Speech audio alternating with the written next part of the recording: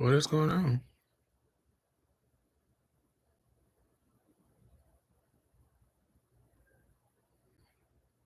Can y'all see me?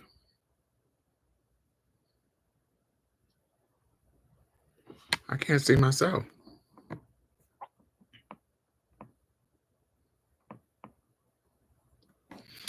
Hey, I can't see myself, y'all. I can see y'all talking, so I guess I don't need to see myself. I don't know this. Did he? I guess the diddler is getting it together. Oh, we are early and we're on a different day. This is just a random live, darlings. Just random. It is a Tuesday and I have done all the work I needed to do. So I was like, oh, let me get on live because I didn't get to get on Friday. So, hey, welcome. I don't know how I'm going to do this, y'all, because I usually can at least see myself, but I don't need to, I guess. But I'm not going to know. That's why I can just pay attention to y'all. I'm eating delicious. These are olives. They are chili and tangerine olives, so they're like spicy and sweet. I get them from this store called um, Central Market here in Houston. They also sell them at Kroger's too, but they are my favorite. Oh, those glasses are everything. I got these from one of those little like they be getting you with the ads for the glasses. Like I think it's starts with a Z. They not expensive. This probably was like $20. Um Not Z, yeah, Zeelloo. That one. What Brittany just said. Yes, I got them from there. There's one that starts with a V, doesn't it too? Is it V? Something, but yes, I got Z something. However you say that.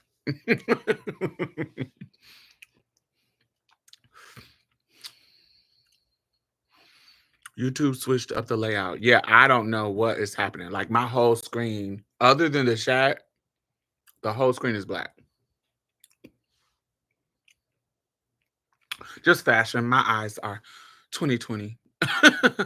Well, this eye is 2020. This eye is 2030. When I was little, short little brief story. When I was little, me and my best friend PJ was playing sticks in the yard and we were using them as swords and we were like boom, boom, boom. And I said boom and hit his stick and it broke and like when it broke, it like shattered into pieces. I felt like a He-Man or superhero or something. It shattered into pieces, but one of the splinters went into my eye. And they rushed me to the hospital. My mother was going off. Rushed me to the hospital, and the doctor said they can either leave it in and just because I can see, or they can go in and try to take it out and risk me losing my sight. And my mother was like, fuck no, just leave it in. Just leave it in. So there's literally a rusting piece of splinter wood in this eye that I got when I probably was like 7. And I haven't been to the optometrist in years to know if they would um if they maybe technology has advanced to where they can do it without messing up my eyesight. Does it bother you? No, not at all. It's been all my life, so I can't.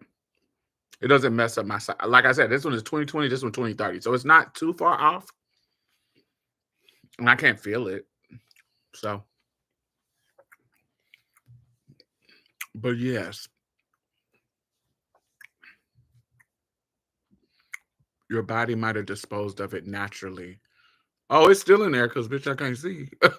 It's blurry. It looks like I can see, but it's just blurry. Like this eye is clear, and this eye is like it. Have you ever had like a I don't know, like you rubbed your eye when you wake up, and it because of the gook in your eye, it kind of put a film over your eye where you can see, but it's kind of foggy until you rub it again, and then it's clear. It's that foggy all the time. It's like I can see, like if you stand in front of me, I can read the paper, I can see you, I can see shit, but it's just it's 2030, whatever 2030 vision is. You lucky you have good vision. I hate having to wear glasses.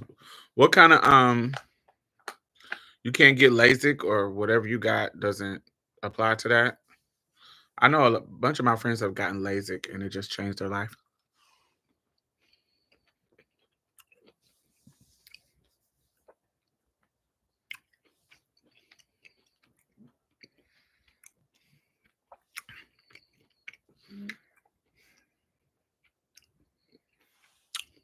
And I have astigmatism, probably could, but it would be expensive. hmm I would save up for it. I'm a person who it feels like if it's something that's going to change the quality of my life, I prioritize it. I don't care how many dicks I got to suck. I don't care. I don't care what I got to do. What if it's going to change the quality of my life, child, I'm going to do it. I'm saving for my FFS and BBL. You already got your FFS. Not your FFS. You already got your SRS, right? You got FFS and BBL. Child, BBL can wait. FFS, I think that's a big one. But the eyesight stuff seemed like it'd be more accessible. FFS is expensive.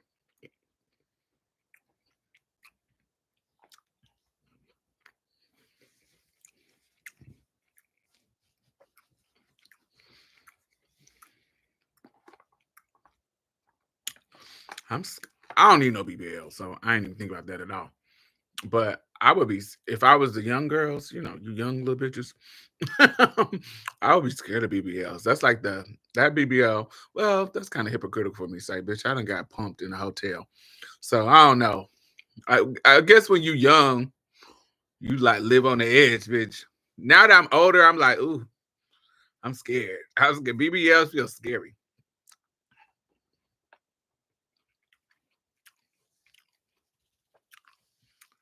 LASIK in Florida runs around 10 to 15K. God, I didn't know it was that expensive. I thought it was like 8.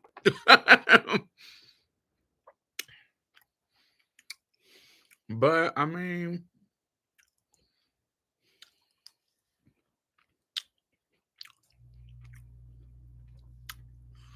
they just put a fear in your ass. I hate that, baby. Ooh, I be scared.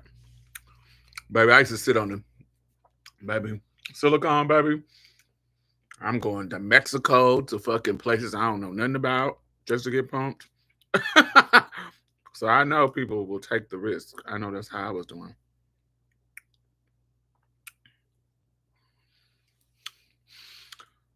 So I don't really have no topic to talk about. I wanted to talk about Diddy. I wanted to see what y'all thoughts was about Diddy.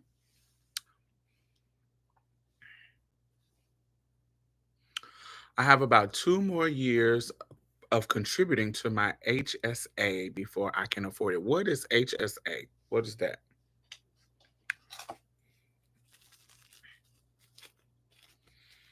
I'm also eating cheese because this is a good, delicious protein health savings account. Oh, you one of them responsible bitches. Baby, I am not responsible with money.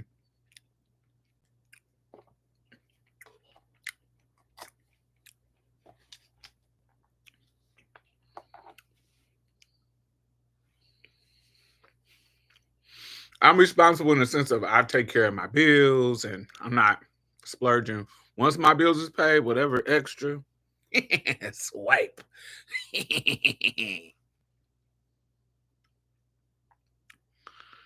No, I think people like that is super res- I love people like that. I just know it's not me.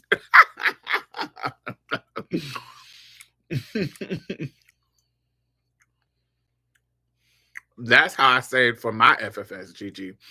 I told my job to put money in an account that I didn't have a account that I didn't have a card for, and I specifically opened up an account in a bank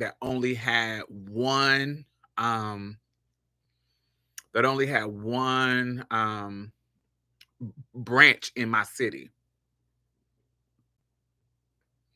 and they and the branch was all the way downtown. So if I needed to go to that bank account, it was really out of my way to go to the bank.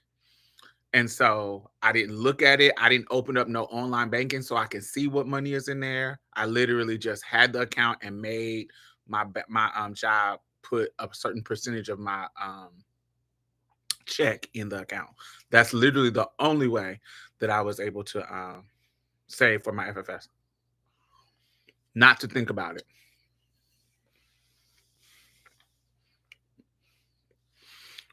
Ally has a really good high yield savings account that doesn't have cards associated with them. So, what's the yield? What's the percentage? Tyler Perry and Jay-Z best be on their best behavior. They're coming for them black billionaires. Um, I don't. They're coming for. They're coming for predators. I hate when people make it a racialized thing because then that gives fuel to niggas and misogynists and people who have internalized misogyny to make it seem like there's a attack on black billionaires when these motherfuckers been skirting accountability for decades. Like this ain't the first time we heard about Diddy doing some harmful shit. And so making it seem like, oh my God, the feds are going against the black billionaires. It gives the impression that we need to protect them like we do regular nonviolent criminals. Yes, when we think about justice and the disparity of racism when it comes to nonviolent crimes, I think it's important to point that out. But when it comes to these predators that are more likely to harm us as black women, I don't think we need to be looking at racial disparities when it comes to them. Fuck them. So making it seem like, oh, we're going after the black billionaires. Fuck them. They'll be okay. They shouldn't have been harming people using their power and privilege to harm people. Sorry, I had to go on my tangent. um, you said 5%. So let me give you something cute. Now, there's a catch to it. Now, I've been doing it and it's been super dope. So I don't know. It's a catch to it. So this is it. So the account that I use has given me 11.5% return yield on my savings account. The catch is you got a 5-year hold on your money. So once you and the what I use is Fundrise. It's Fundrise. And so I opened up mine in 2001. Not 2001. 2021. So it's similar to like a CD, except they use your money to invest in different things like property and loans and blah blah blah blah blah blah, and you get a return back, way more return than like a regular savings account. But right now, I opened in 2021. I opened it up with like $1,000, and I've been putting 50 in it ever since then. And it matures in 5 years, and my return on investment has been 11.5%. So way better than any savings accounts that I have ever had in my life. So it's been dope. I love it. It's been working out for me. But the catch is, bitch, don't make sure you're in a secure place. and don't get in a bind because, bitch, they're going to take like 15% of your money if you take it out early, which then it defeats the purpose. Right. It is amazing, though. It's called Fundrise. Fundrise.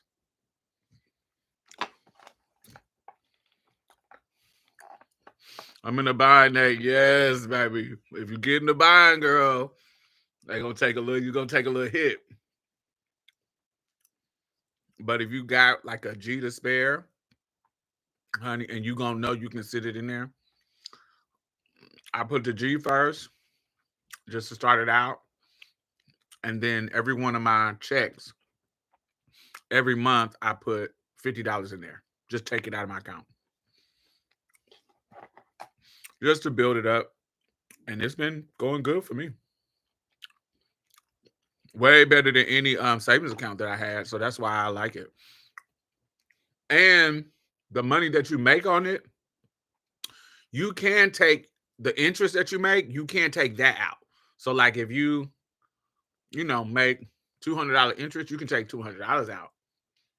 So if you have a bunch of money, say you got 50,000, if you put 50,000 in there, the interest that you make,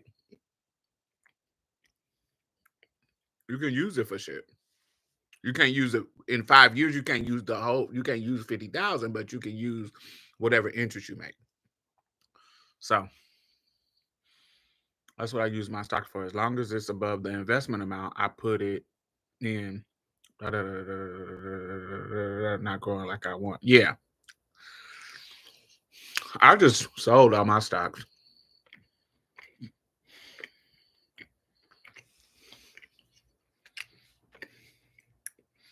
It ain't been hitting. It was hitting in 2021. I made a lot of money from 2020 to 2022, but they've been sucking. They've been dropping down.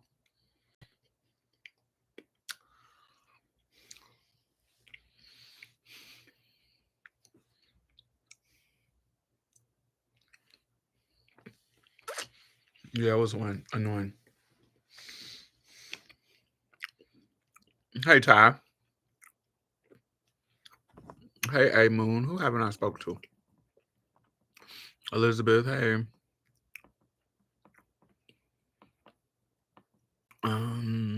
CL. Did I say hi to you? Jordan. Hey. I said hey to Brittany. That's it. Okay.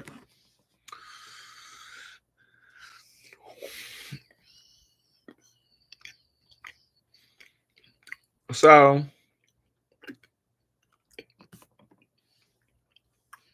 are those Turkish delights? No, this cheese and olives. Cheese and olives.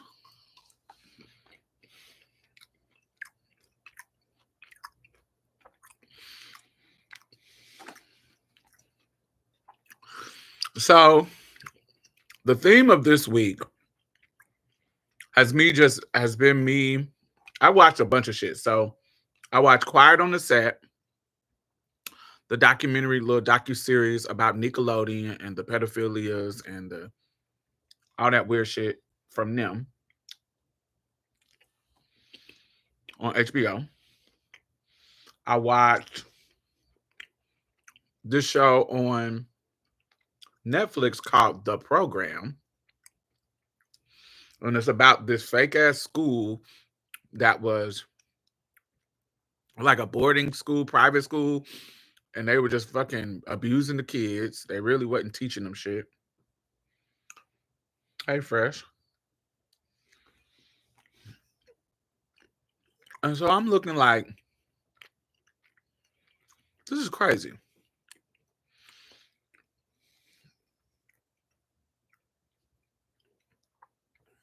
Y'all just let these folks just do whatever. Like, and it's shit that I'm like, this is so obviously weird.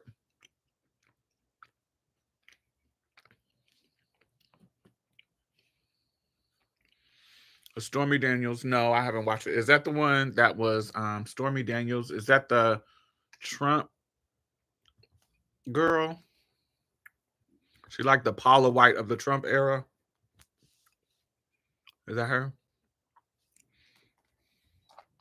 What is it? What is it on? Like what streaming service?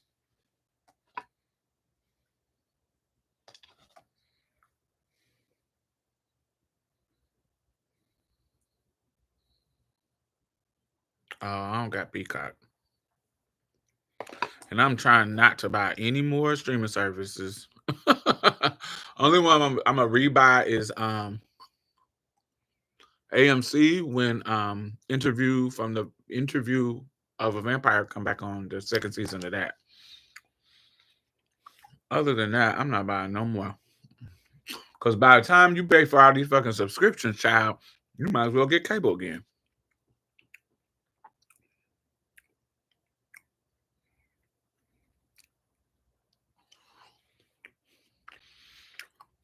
Gigi, I thought that Mark Summers was gonna be in there and they were gonna wear him out, but I'm so glad that Mark wasn't in that shenanigans.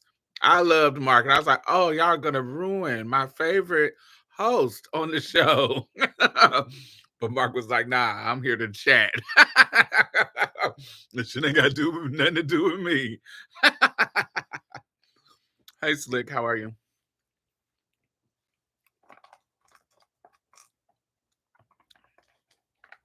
Yes, I loved him on Good Eats. I loved him on Double Dare. I loved him. I was like, oh, not Mark Summers. When I seen him on the previews, I was like, please, not Mark.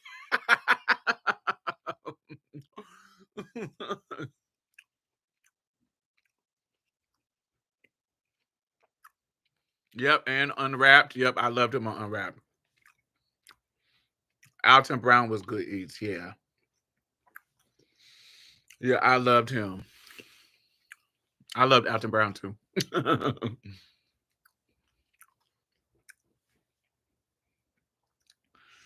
Oh, isn't that crazy, Jay? That fucking bridge, just fucking that boat running into the bridge and the whole fucking bridge fall down. I was like, shit. But I'm also like, of all the things that you would be engineering a bridge to withstand on a river, it would be a boat fucking hitting it.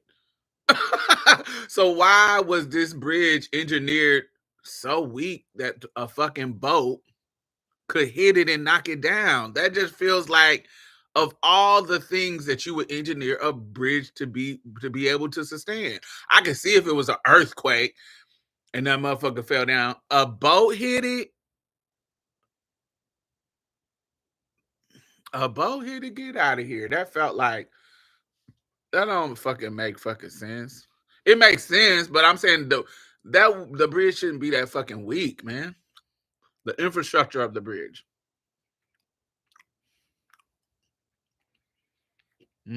Cargo ships only become bigger and bigger. So quick. I was like, whoa, what is happening? I was looking at it like, is this real?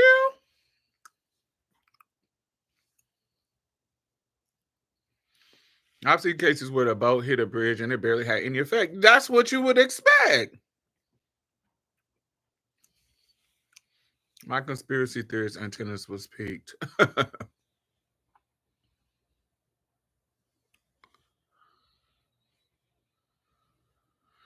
That's true, Elizabeth.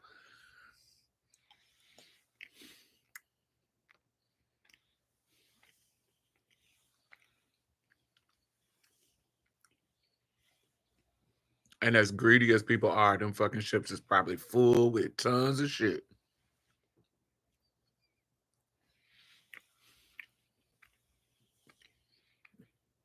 That was wild.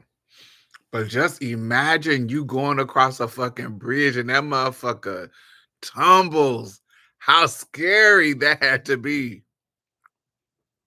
God. Oh my God. You just tooting along. headed home from work or headed, from your trade house.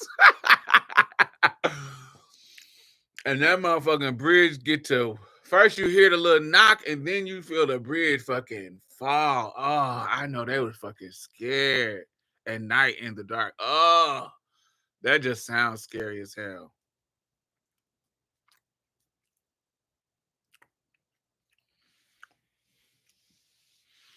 Titanic was said to be like 800 feet long. That cargo ship was 1,000 feet long. It probably weighed twice as much as a Titanic ever did and still floats. That's an engineering feat alone. Their roads, bridges, and buildings are in ridiculous decay. Yeah. They were having big discussions about Baltimore infrastructure bill recently, so they probably ain't fixed shit. And it's a black fucking city. That's a chocolate city, and so they probably have been neglecting them, like they do the school systems. Cause y'all know it's schoolhouses that don't even got no damn air conditioning there. My homegirl is a teacher, and she was working there, and she had a seizure because it was so hot in the place. And they got the students in there working in those conditions. Not your South African king. I need to come to South Africa. So why my king ain't bought me no motherfucking ticket? Where's my ticket, king?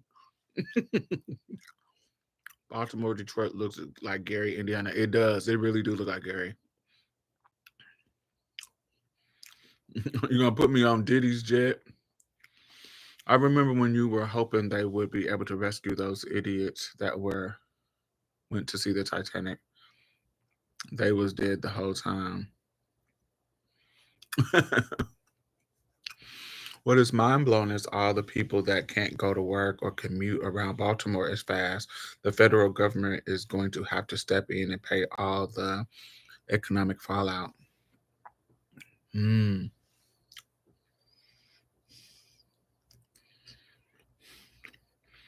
Well, hopefully they'll make it stronger.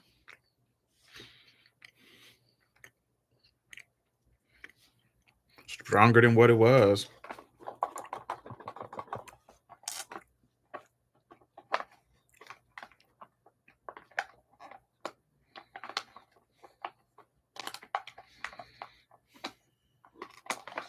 Oh, girl, you're doing too much.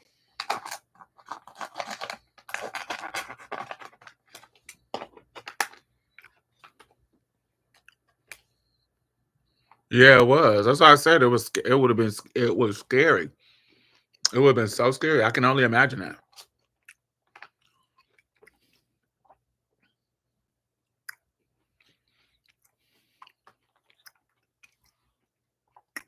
This one girl was on Twitter talking about her father crossed that bridge at that time every year, like every not year, every work day, like clockwork.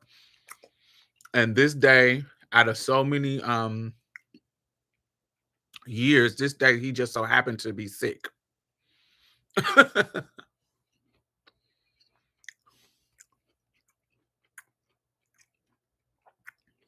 Yeah, the whole thing, not even part of it. The whole thing just went down. That was crazy.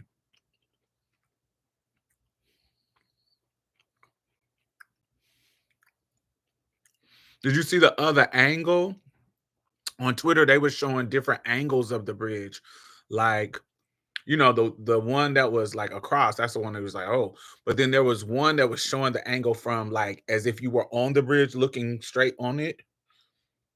There was a bunch of crazy angles that they were showing. Where I was like, oh my God.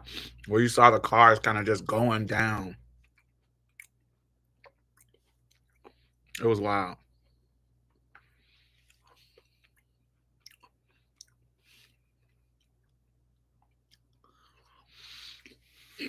Anyway, do y'all think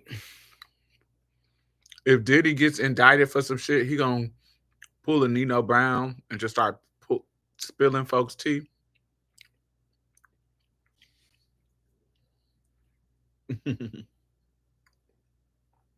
I can sit and watch myself eat all day. Hey, normalize abortion.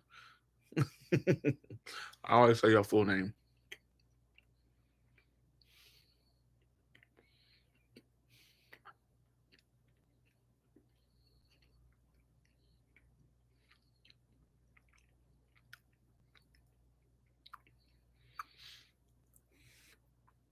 That's wild. I want to see.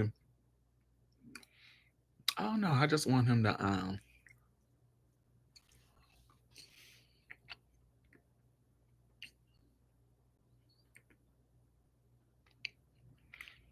He's gonna get the Epstein before they get that far.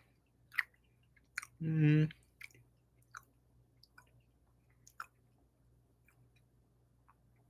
So I'm not somebody who thinks that somebody killed Epstein. I feel like Epstein killed himself because white men losing power are weak.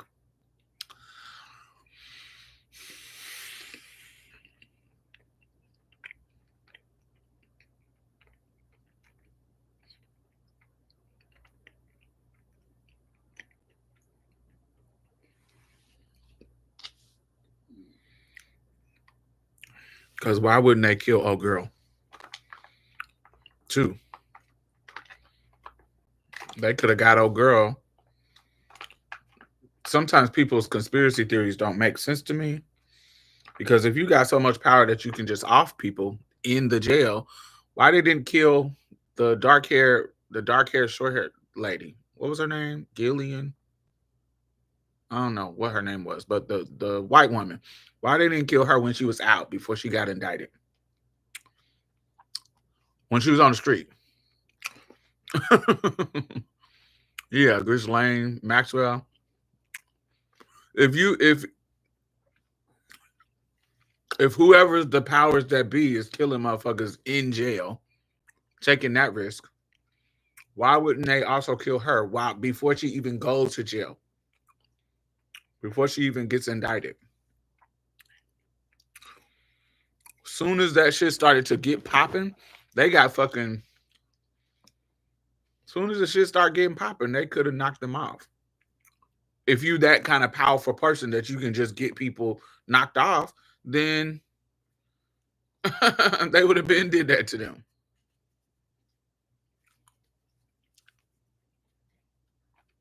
I think he killed himself because he was losing power and got caught and knew that it wasn't no turning around. Oh, have y'all used this before?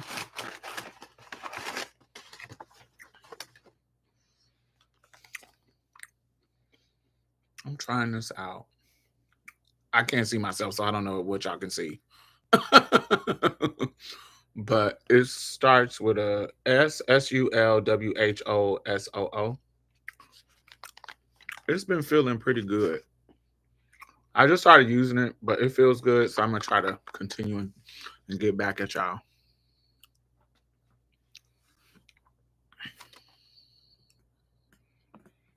Her name is Ghislaine Maxwell. I have a lady in my history. Like when you go on my ancestry DNA and you follow my tree back. I have an ancestor by the name of Desiree Farrington, and I love that name. I also have a ancestor auntie named Zadia Weaver, Zadia Weaver, Weaver, Zadia Weaver, and Desiree Farrington. I love it.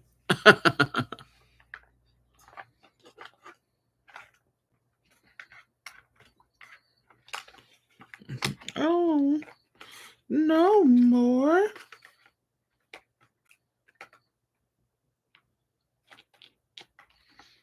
They're gone. No more olives.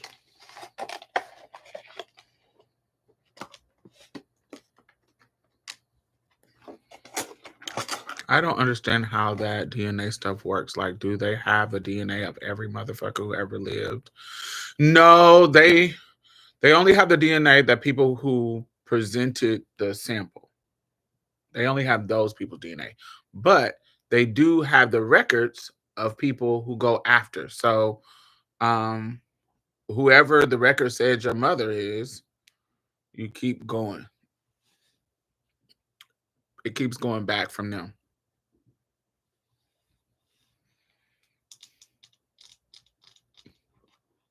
I hope his kids aren't involved. They had the boys in cuffs too. That was strange, Brandon. I was like, why are they in handcuffs?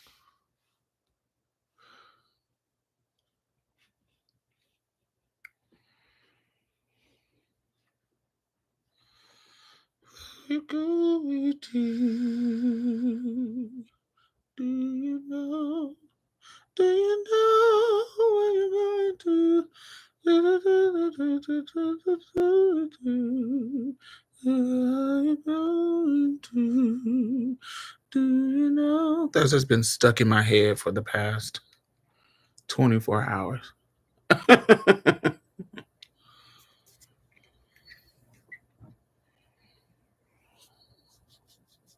Mm,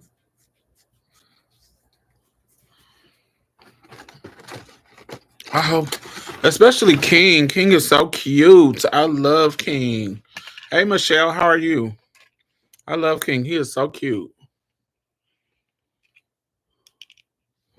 Mm-mm. These are my Fendi aviators. I went to the mall today to go to I did watch the Freaknik documentary. I did. It was amazing. And it's funny remembering going to it. Me and my homegirls rode down there. Me and my homegirl Tracy Garrett and Tanisha Gibson. We all went down there in the 96 year.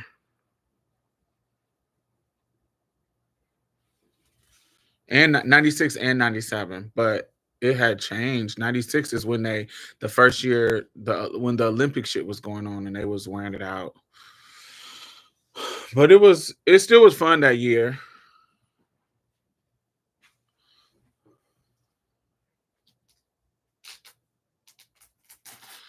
I have not watched Mother Donna. What did you think of the documentary? Um, I love the nostalgia. I love the nostalgia. I love the history that they gave. Um, I love that they let you know that it was a old not institution. That is the wrong. That is the wrong word. Not institution. It was an old event from the 80s. Like it wasn't um that turned into it always been named Freaknik, but it turned into the Freaknik that we know in the 90s, but it had been around all throughout the 80s. And it started as a college campus thing, and anybody who has been a college student who lives on campus, um what you might not know if you've never been there is that there's a lot of students who are poor at black schools. I was one of them. Um, and you can't afford or you don't have anywhere to go home to.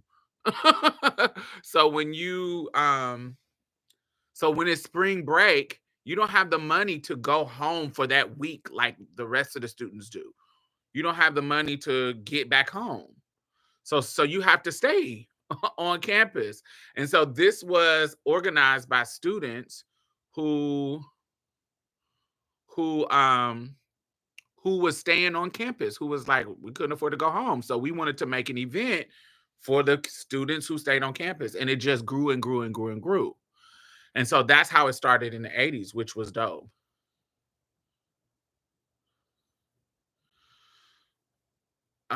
Yeah, but it's still yuck to be having a family at the orgies or sharing sex buddies.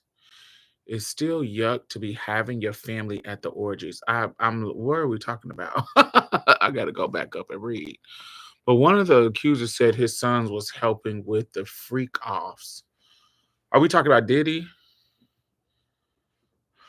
Well, I mean, I don't know how true this is because I know people be lying on her, but um, they were saying that Lori Harvey was messing with the son and then messing with Diddy. So if that's the truth, I can't see the sons being too far from being down with doing the freak offs. I don't think that that's true. I think that they just had pictures of her with Diddy, but I don't think she was dating him. But because she's Lori Harvey, they were making it like, oh my God, she was dating the son and the dad. Um,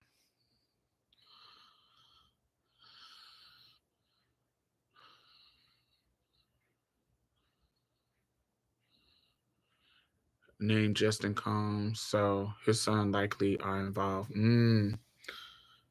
Not the HBCU holdovers. Yeah, yeah. So that's how the Freaknik started, and it was oh, ooh, well, if they're involved, then lock them up. Whatever, if they're involved. Harvey, have you forgot Lori Harvey dated him? I know Lori Harvey dated Justin. Is Miss Harvey the courtesan of our day? I don't think she's a courtesan. I think she is a rich socialite who moves through dating the way these niggas do. I date you, enjoy the time that we have. If it doesn't work, I'm out of here. I have my own money. She has her own skincare line. She has her own, you get what I'm saying? She has a rich stepdad. And first of all, Lori Harvey come from a mama that's a hustling mama that only fucks with um dudes with money. Majori, is that her name? Majorie Harvey, whatever, however you say that name. She was with a drug kingpin in her city, I think in Memphis, before she even got with Steve Harvey. Steve Harvey was a celebrity upgrade. She was already with niggas with money. She already set the standard. Teaching her daughters, honey, you mess with niggas with money. And then she gets with Steve Harvey and steals him from his wife and take her all the way up. And so of course her daughter is gonna have that same finesse, hopefully, if you learned anything from your mama. She's gonna have that same finesse. And so she's coming up in the world, making money, being an it girl, making her own money. So it isn't like she isn't like a not saying that this is a problem either. But she isn't like an Amber Rose who I just lucked up, or Melania Trump. I just lucked up on a sugar daddy. Do you see what I'm saying? I lucked up on making money.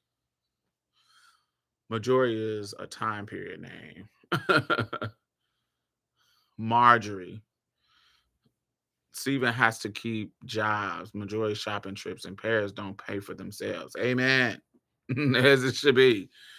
Um,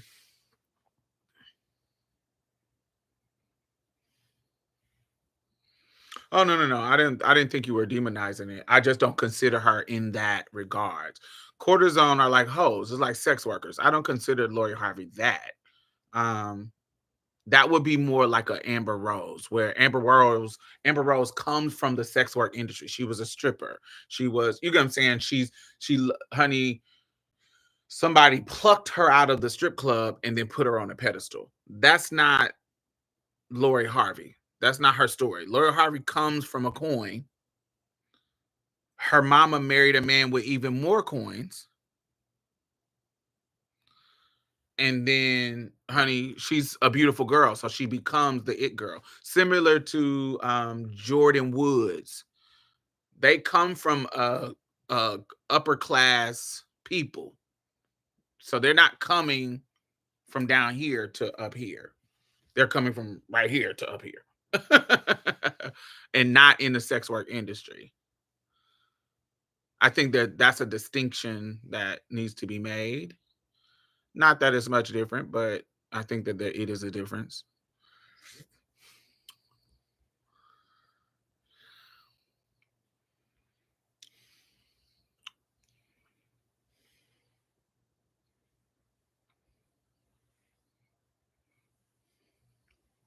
Yeah, but I just think majority is just Lori is moving like these. She's young. What am I supposed to do? Supposed to be a fucking wife at fucking 20, bitch? No, I'm about to date the fine niggas that I want to date. Stay with them as long as I feel it's appropriate. Think about it. Think about who you would date if you money wasn't an issue for you in your younger years. If you knew that no matter who you dated, you was gonna be secure, no matter what, you was gonna be good. Who would you date? Like who? Not just who. How would you date? I feel like you would be more free, and you would be more free to be like, this dick garbage. I don't. It's boring. I'm done with you. You would be more free. I think that that's how dudes with money move. Yeah, they might settle down later on, but in their younger years, if they have money, they're just moving, dealing with who they want to like. Look at and not saying that dudes are a standard. I'm saying that freedom is a standard. Just freedom of doing what you want to do in your younger years till you figure it out. Look at Tyga. He went from Honey Black China to Kylie Jenner to whoever he's dating now. And yeah,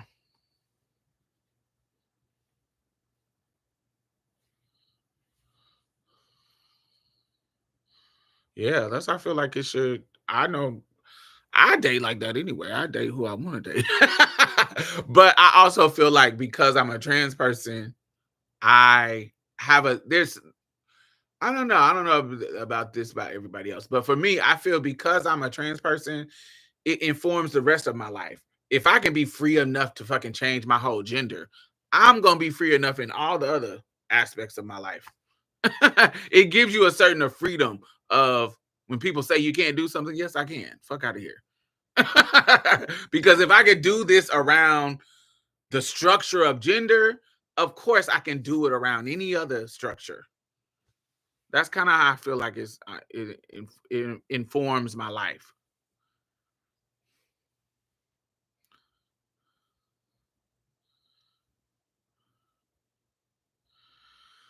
Yes. And respectability politics, I think that when women are free, even other women will be like, "Oh God, that couldn't be me." No, it couldn't be you because you broke. You got to be real choosy about who you fuck with, or you can't be choosy at all because you don't have a lot of options. That's another element too. Plus, Lori is sickening. First of all, sickening, and a lot of times people, the saying that the popular saying like face card never decline. Some of y'all face card never decline because you don't try to swipe it at expensive places. It would decline if you tried to swipe it somewhere else. But you swiping it in these low levels, of course. Yes, your face card never declines because where you swipe it at, you swiping it at the Dollar Tree, never declines. You good. But if you take that shit to Saks, if you take that shit to if you take it to somewhere else, you take it to Hermes, it's gonna decline, baby. I'm just keeping it real. I always look at people. Face card never decline. Okay. Maybe not. Maybe not. Maybe not where you shop at. Since we're using the decline analogy. It doesn't decline at Walmart, but is it going to decline at Neiman Marcus? Can you get whatever you want in Neiman's?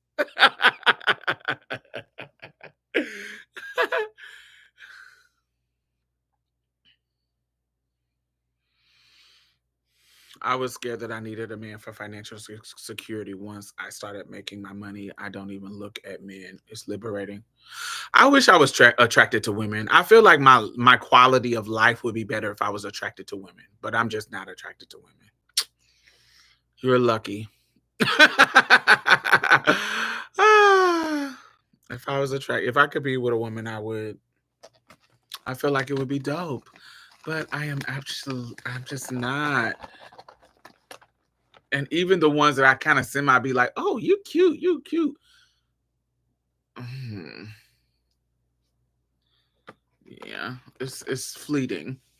But I always gag at people who are like bisexual and who, who can oscillate from, you know, being pansexual and dating whoever.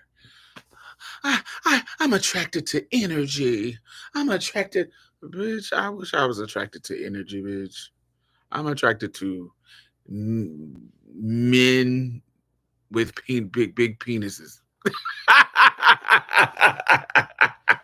Sexy ass black men with penises. And so my options are narrow and grim. People be like, "Oh, I don't like labels. I like if I just like a vibe and energy." And oh, girl, then you should be in love, motherfucker. As I got older, my attraction to men started to decline. I kind of despise the motherfuckers now. Yeah, I wish. They problematic and maybe sexy asses. Mother, I don't want anything going in me but food and water. I know that's right. Well, I have a penis, so I have things that can go in people, and they like it. So I'm lucky in that sense. So I don't always have to, you know, get cum dumped. I can be the cum dumper.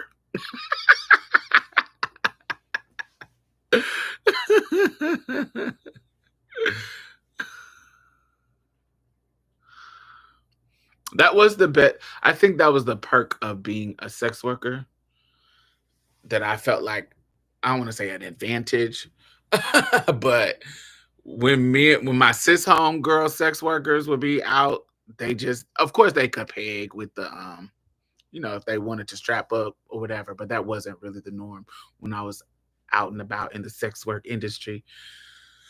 But the fact that I could put on my ads, I am a top only. Because most, clients who were looking for cisgender women, you know, they want to pump and bump. I was glad that I was not that. I love a comfort of a man. I just don't like the headache that comes with them. The comfort of a man.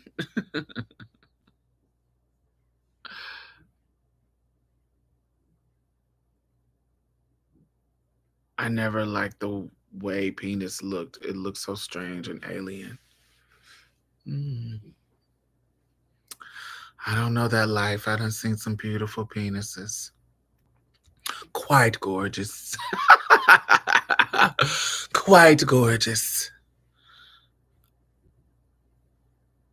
Being a 23-year-old black femme, MB, who doesn't pass, who doesn't pass, it feels I don't have many options even though I'm bisexual. Who doesn't pass. That's surprising.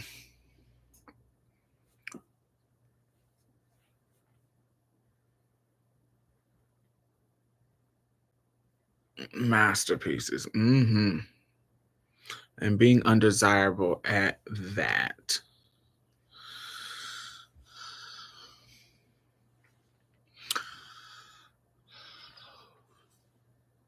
Hmm. I always wonder, and I don't know how do I say this with sensitivity? What makes you undesirable? Like, what is it?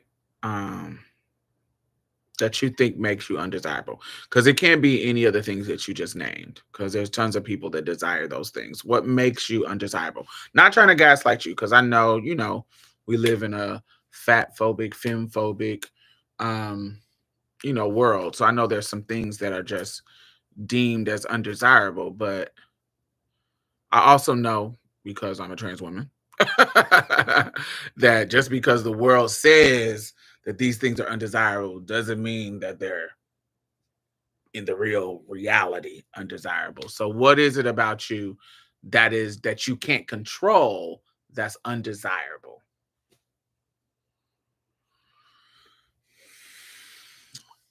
Because also, because I'm a trans woman,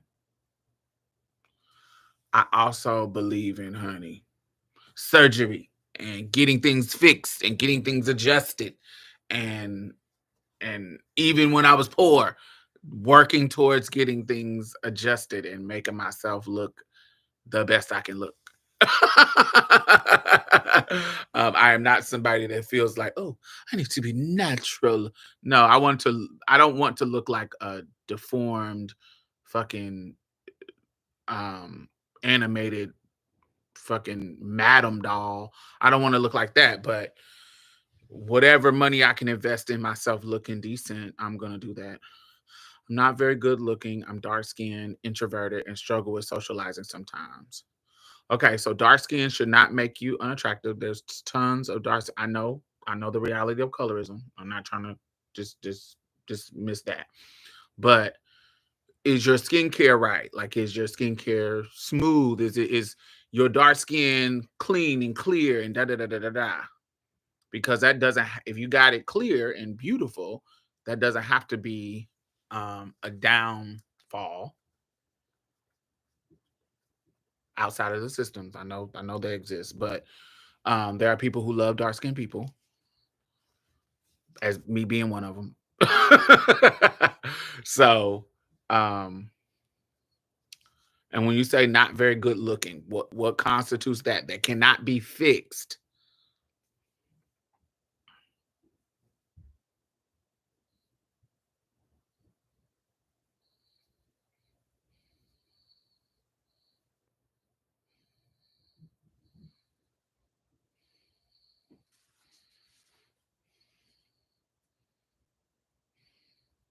Yeah, if they don't like you because you dark skinned,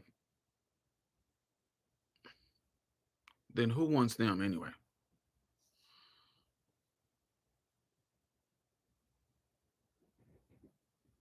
I think it may play a role.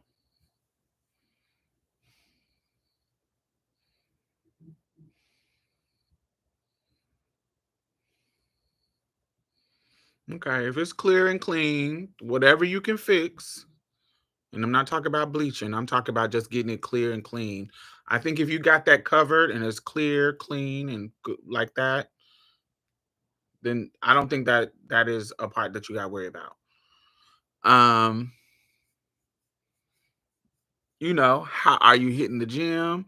And this is what I'm saying is just that is in your control. What can you control that can make you desirable? Like, because there's tons of people online who hit the gym and they tell stories about them not getting their body together, and then they have all this da da da, and when they get it together, boom, they start getting um a whole swath of people coming onto them. So the parts that you can control, are you doing all the parts? I have acne and use anti-active products. Okay. Have you stopped dairy? Have you stopped eating dairy? A lot of times, if you stop eating dairy when it comes to your skin issues, not saying that it's a one size fit all, but I've seen that a lot. People who stop eating dairy, their skin clears up. Yeah, estrogen definitely changed my skin. Do some cardio. Lifting weights gives me dysphoria. Doing cardio. Oh, lifting weights. Mm,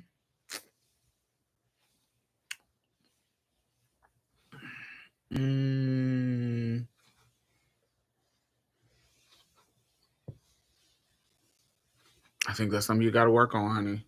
If it'll get your body together. I don't know what your body looks like, but my advice is just get everything that you can control to fix and get right. Do it, because I done seen some people who, with the right style, now the socially awkward stuff, I don't know how to fix that. But I just know that if you have a right look in regard to like style, not look as in like features, but if you have, I don't know, I just have seen dudes who are not traditionally attractive, but they have a style and they have a swag, like they got a style. Even the nerd, I met some like nerdy, socially awkward boys, but because they have a style, it makes them cute. Working out isn't for me, but I do dance and walk a lot. So that's where I'm kind of make up for not being at the gym. Yeah, it's not about being at the gym. It's about being active and finding what you do like. Finding what you do like to do. I don't think about it's about gym.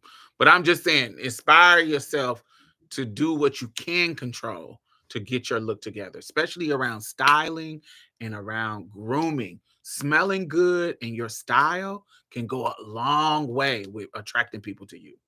Smelling good, your style, your skincare, your grooming, all of that, looking like a clean person. I think that goes a long way with teeth, yeah, everything, your grooming. I think all of that makes a difference. So everything that you can control. Now there's some things that you can't control that you just gotta deal. But I talk about this with me and my homegirl. You know, we talked about being big girls. Like when you go, she used to go, she when she was gonna get the surgery, the gastric sleeve, she had to go to these fucking classes, and this was a made I'm just not an amazing story, but I thought it was an interesting story. And so she was in the classes with all of these different variations of big women. They all were big. Some of them were like 400 pounds, 300 pounds, or even bigger. And they're having this conversation with each other about getting the surgery and all the complaints, and just sharing all of their complaints about being a big woman and how the world is not geared towards being them. Like finding clothes and blah, blah, blah, blah. And here my friend is, who is also big. She's also like 400 something pounds, and she's a size 26, but she is one of the flyest bitches I know. Like in regards to how she dresses and what she puts out, and what one of the flyest bitches I know. Fly, fly as fuck. And so she's sitting in this room and she's fly. Personality, she's vibing. And so she's like, "Oh, yeah, I can't find what I want, but sometimes I have to invest. Like I might have to find a seamstress and buy some fabric and get them to make me something that I can layer and use, and find somebody who can make me things specifically for my body." Yes, it's not easy, but with time, you can build a wardrobe for yourself that fits your body, that looks good, and you spend the money to invest. And or you go to you get the skill of going to getting a sewing machine and learning how to make your own stuff, so that when you don't have it, you can make it yourself. Or you can go to a thrift store and buy some cheap things and get this sewing machine and adjust the things. Like you just got to figure out other ways to do it. And so she's sitting in the group of these people, and She's telling the lady who's over the group, she's saying, I'm not saying that these women don't have the same issue, that I don't have the same issues as these women, but I don't have the same issues of them. Like it's literally both and. I I don't let that stop me. So I am out here looking fly and looking jazzy. As you can see, honey, I'm looking fly in this room. I find things that can fit me and adjust it. I make things around I make things around me. When I can't find it in the world, I try to make it. And then men, I don't know, any big girl in here can attest that we might not have access to every man, but there's no shortage of men that won't fuck around with a big girl. And if we're talking about long-term relationships, honey, I know tons of big girls in long-term relationships. Tons. When you look on my 600-pound life, they all got men wiping their ass and cooking them meals. Every single one of them got a man. He may not be super fine model, but he's a man. He's somebody that loves them. So yeah, and yeah, that's just it's mostly thick and heavy set women who are getting married the most. Yeah, I grew up with thick heavy set women. They had men in the house paying bills. My mama ain't that my when my mama was living, she always had a man paying all the bills. I come from big women who get all the bills paid. And she was a crackhead.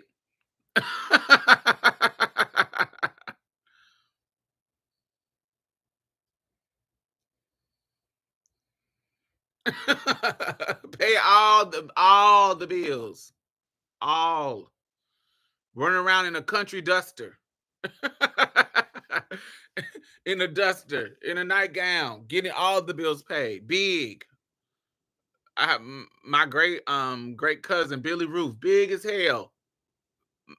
All the bills.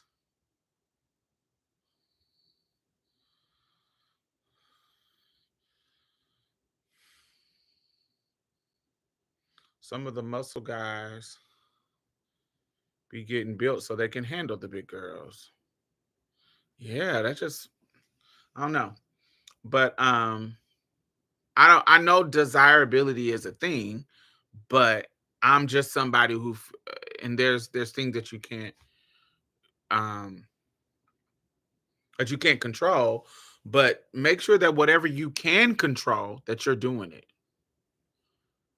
because I'm telling you, and I know y'all know from experience, there are some people out here, if they have good grooming and they smell good and they got a style, and I'm not talking about labels. I'm talking about they have it's just a clean style. It don't have to be high expensive. I'm just talking about your pants fit right, your shirt fit right, your undergarments are right. Like your style is clean, your aesthetic is clean. You smelling good, and you get your hair cut, you get your hair done, you got your everything is right. That can take a long way. Take people a long way. It's not everything, but that takes a long way. I done seen men who are not traditionally attractive, and men and women who are not traditionally attractive, and because they are always got their nails done, always got their hair cute, always just well groomed. I would argue style is not labels. You create a look with $50 or 5,000. Yes, style is not labels. No, style is how you put that shit on. Style is going to the thrift store and spending $20 and coming out with something that look fly as fuck.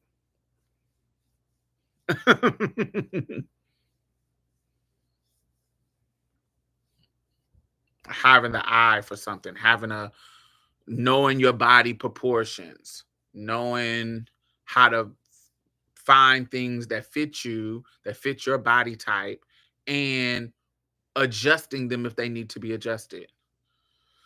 I have zero sexual romantic experience, so even if someone found me desirable, I have no idea what to do. That comes you learn. You ask, what do you want me to do? Sexual experience don't mean shit. You can learn how to please a person that you're attracted to. That's you just ask. Hey, how do you like me to touch you? It actually is a good thing to be in practice of doing anyway, because of consent and because of yeah, I want to please you. So how do you want me to touch you? How do you like to be touched? Does this feel good? Is this the way you want me to do it? Could I do it another way? What would make it better? Ask those questions. Child, not having experience is the least of your worries. Um, I also think that social media will have you thinking nobody looking at a fat looking at fat people, dark skin, or people who are not traditionally attractive. But if you go out in the world, it's not really like that. Amen, Jay. Because I'm pretty sure we all can attest that you have met somebody who does not fit your type, but it's something about them that's like, God, I'm drawn to this person. And that happens all the time. I've seen dudes who say, I'll never be with a fat chick. And then here come this badass fat bitch coming in with confidence, personality, style, looking good. And they say, oh, I don't like fat girls, but if I was going to be with one, it would be that one.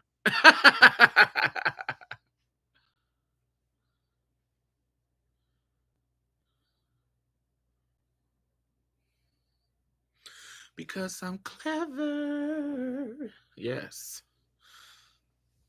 My dress ain't cost nothing but $7 and I made it fly. And I tell you why, because I'm clever. Was that on Mama's Gun album? I love that album. Practice makes perfect. What else? When it comes to attraction. And also, you don't know what motherfuckers like. You don't know what people like. I remember this dude that I went to high school with, he only dated and he was fine as fuck, skinny. And all the chicks love him. And what they didn't know is that he only dated big girls, and not big as in like, you know how there are different ranges of big. There's a big that's like a figure eight. They got big titties, big ass, and little stomach, little waist, and they plus size, but they got the feminine form, and that's usually the more acceptable um woman's body when it comes to bigness. Um and there's a male version to that too. It's like they got a little gut, but they got arms and their chest is broad and they thick. They ain't just like rolls here. Da, da, da. There's a certain type of big that is acceptable. Um but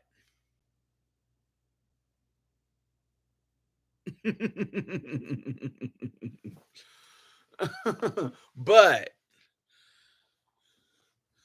he liked tons big girls, rolls. Like he really liked the rolls on a fat girl. And so when he got older, he married a big ass woman and big as hell with rolls, like because he liked the rolls. That's his tea. And he liked it so much that his first wife, she went and got the gastric sleeve without not it's her body, so she don't have to tell him, but without him knowing, she went and got it done. Do you know he divorced her?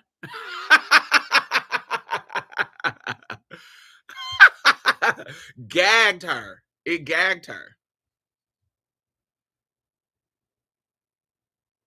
He divorced her and went and got a new fat girl. Gagged her. When I tell you it gagged her, he divorced her and went and got a whole new fat girl. Because he was like, I told you what I liked. And you kept saying that you didn't believe me. You thought that I was just telling you that just to make you feel good. I like what I like. And All you had to do was be you. I paid all the bills. I take care of everything. I take care of our children. And I'm still going to take care of our children. But now, I'm not saying that this is right, but she went and got the surgery for herself, I guess. And he left her and went and got a whole new wife. She was gagged.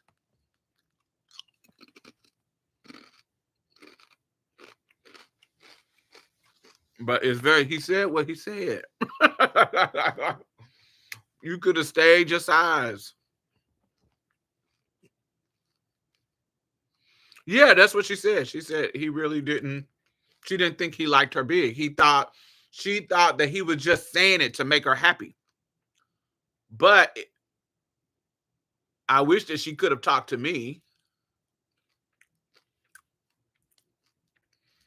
Because I would have, but she couldn't talk to me because I'm the other side of his fetish. A fat, a jiggly wiggly fat tranny is really his tea. that's that's really his tea. Baby. Honey, that'll be his dream come true.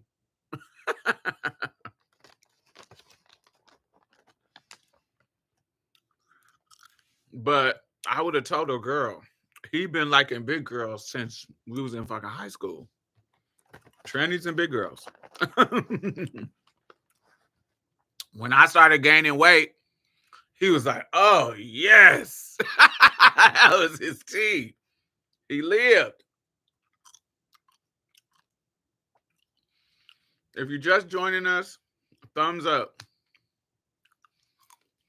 If you haven't, thumbs up, thumbs up. I see 30 people in here. Welcome.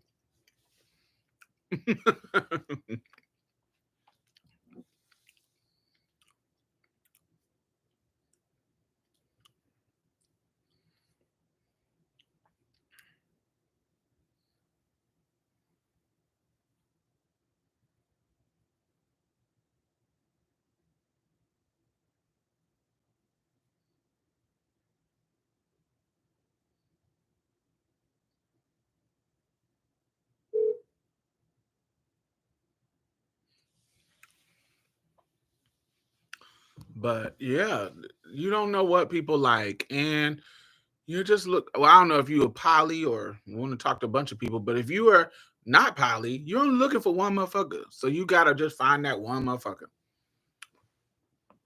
Don't don't be thinking that you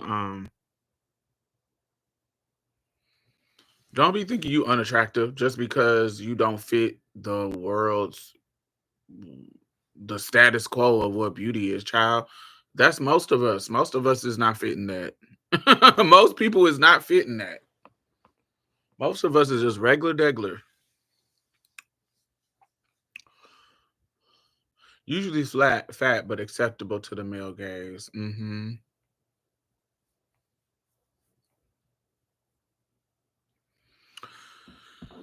Yeah, and there are people who are attracted to that MB vibe. So even if you got that MB vibe, um that kind of MB vibe, that kind of queer, where it's obviously queer. There are people who love that. There are people who love that. I my cousin, he considered himself bisexual. He's like the third queer person in our family. I'm sure there's been plenty more, but out in queer, it was my cousin Felix, and then it was me, and then it was my cousin. And he's more of the masculine, like he acts like a boy, like he's masculine. He's like a masculine butch queen type. Like if you just saw him, you just think he was just a regular straight dude.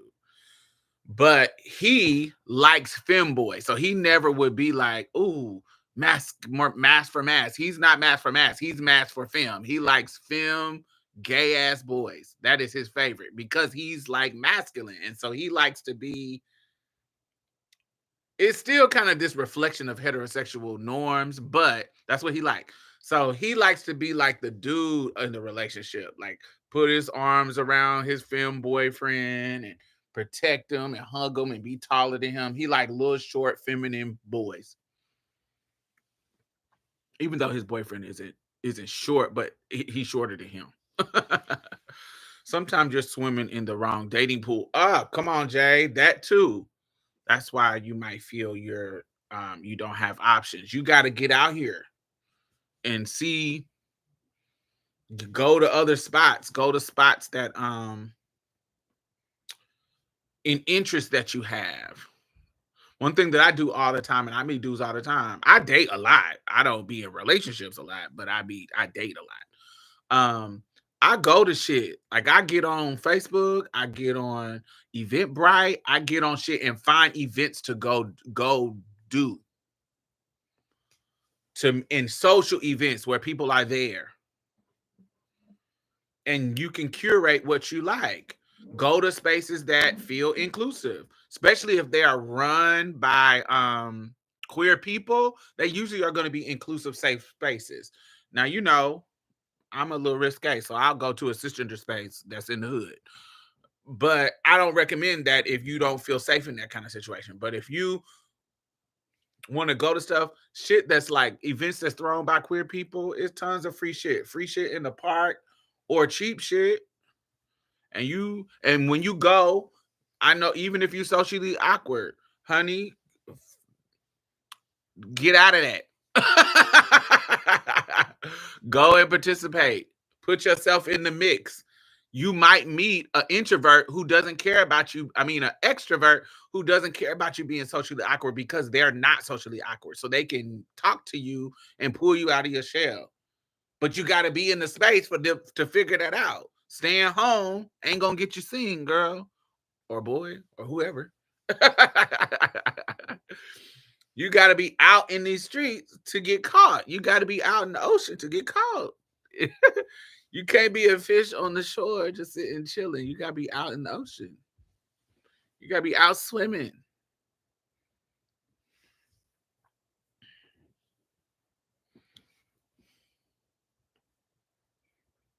By the way, this weekend in Houston is R&B weekend. I will be at Ballads and Booze on Sunday. There is a day party happening on Sunday. I mean, if you gotta buy tickets to it, but it's an open bar, and they're gonna be playing nothing but fire ass R&B, and I'm gonna be there, and it is fire. And I love the boys that throw it. They straight boys, but you know, they like feminist straight boys. They like trans girls. They like women. They like, they're like, and I'm not talking about like as in romantically, like I don't know what they date, but they're inclusive. They like talk shit to niggas who are anti-trans, and they talk shit to niggas who are anti-women. They they don't cut for that publicly. So I fucks with them. They cool. They some cool ass straight boys. And so they DJs and they throw these parties. And I've been going to their parties almost like at least once or twice a month for about a year. And I enjoy them. And then they're doing one this weekend called Ballads and Booze. And if you go on Eventbrite, you can find it. And it's like $50, but it's an open bar, so you get to drink what you want to drink. So yeah. But it's tons. This weekend is R&B weekend, so it's stuff happening on Friday, Saturday, and Sunday. So that is on Sunday. There is also something happening on Friday. Um, yeah, it's a bunch of shit. R&B in the park, something else, all this weekend. So it's gonna be fire, and I'm gonna be out in these streets, getting my life, being out here, trying to get caught, trying to get gagged, in a good way. Mm. So what else? What else do I want to talk about? Oh, I wanted to talk about Candace Owens. So this is the thing about it.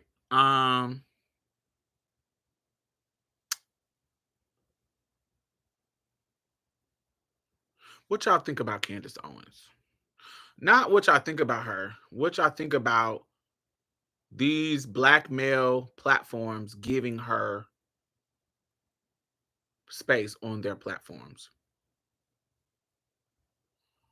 Why has she been in my algorithm so much? Because black platforms have been bringing her on their shows as guest. And so I have blocked her, so I wasn't seeing her. But because she's on these black male pop led pop not podcasts platforms, Breakfast Clubs, Joe Button, blah blah blah blah blah. She's on a tour of black media. I think we've seen the show. She got fired from her white media, and so she's running back to the black community, and black men are giving her the time of day. I prefer feminine presentation for myself, especially with clothes and makeup. Yeah. Fuck Candace and the Breakfast Club. But I laughed when they asked her, God is good, and she said, Amen. Uh,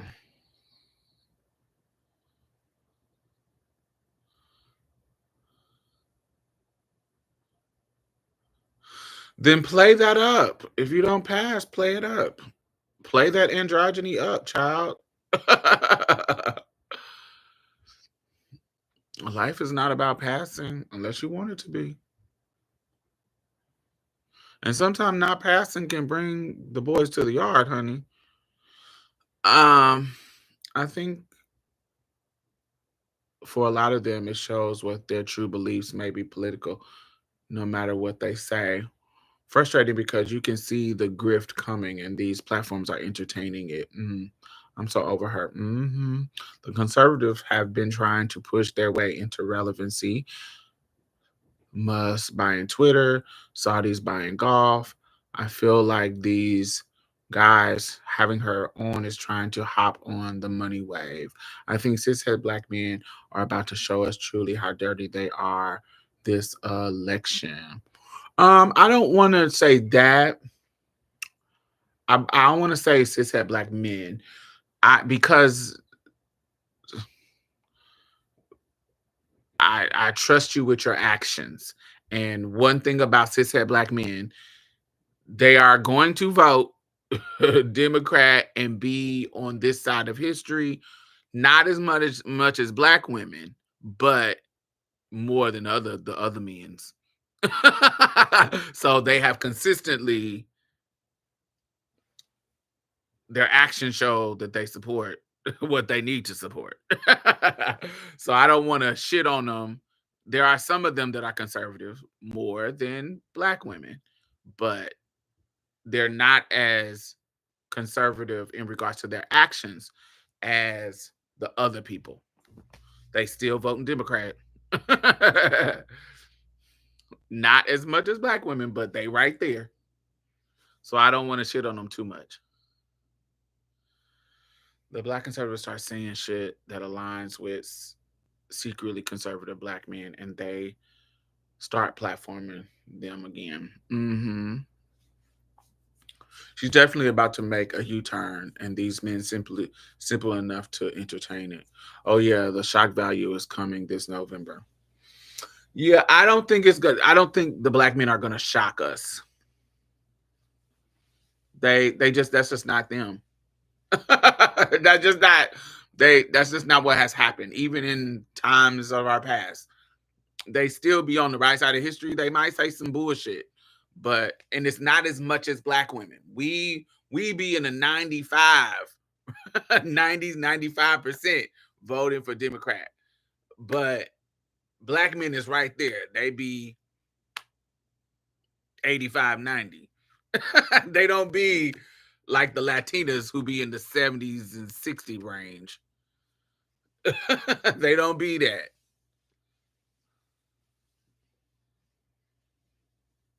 So I don't want to make it seem like they just be selling us out, y'all. But they are the weakest link.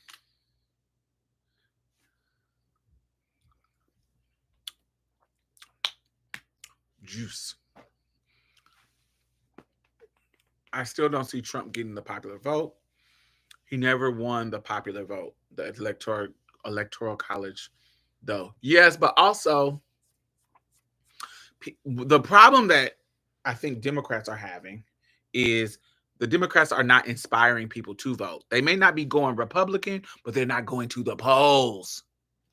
That's the problem. It's not just about them going to, oh, I'm gonna switch to Trump. It's about, I don't even want to participate in this shit because both of you motherfuckers is corny and whack. I don't even want to participate. So no, I'm not gonna go vote for Trump, but I'm not voting for you either. I'm gonna sit home and let people whoever care about it figure it out. That's what's happening. That I think is a problem, because if we had the amount of people that voted, like even with Obama, 2012, now 2008, that was record number voting, but 2002, even 2012, we would blow it out the water.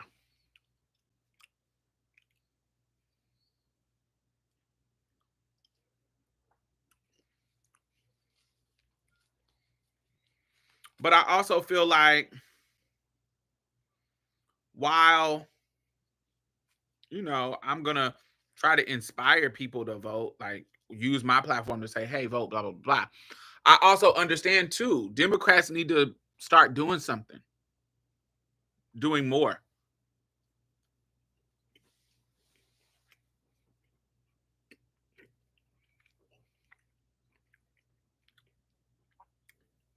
Because I think they sit on their, is it sitting on your laurels? I think because they know we don't have anywhere to go.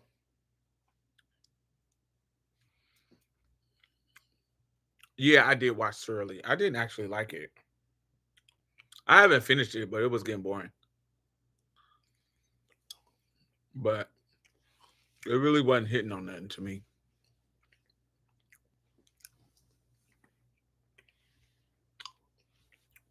As far as entertainment, and I don't know. It ain't really. I'm like 75% through, but I had to cut it off and go do something else. That's how bored I was. Um,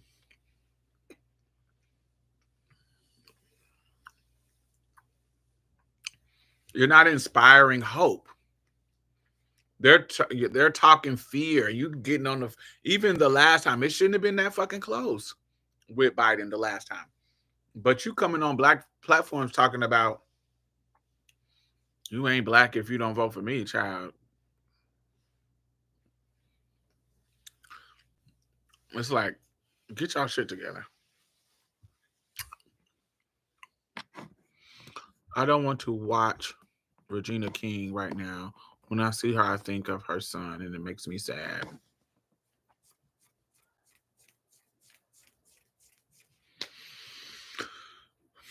I have thoughts.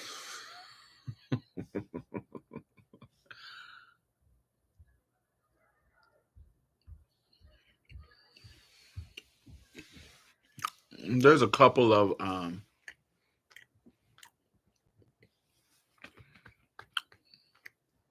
so let me ask y'all this.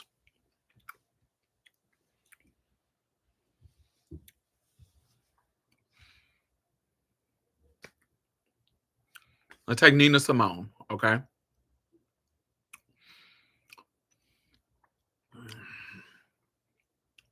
There are some people who their color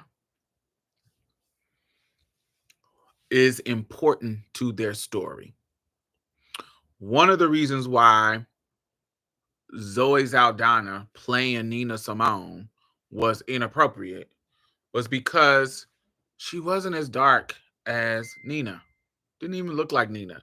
You needed to hire somebody that looked like Nina, who was dark skinned, because her being a dark skinned woman during the time that she was coming up, that was an integral part of her story.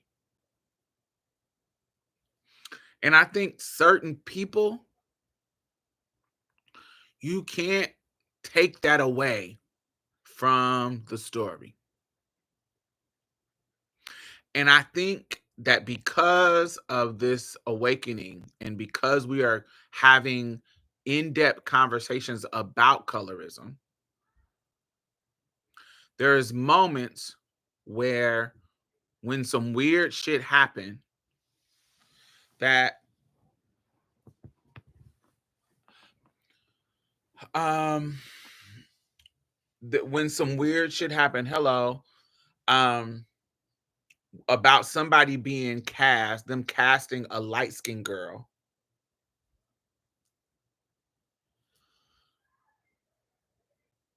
we always go off about it, as we should. But there have been stories that the person's color is just as important, and we didn't go off about it because it went the other way.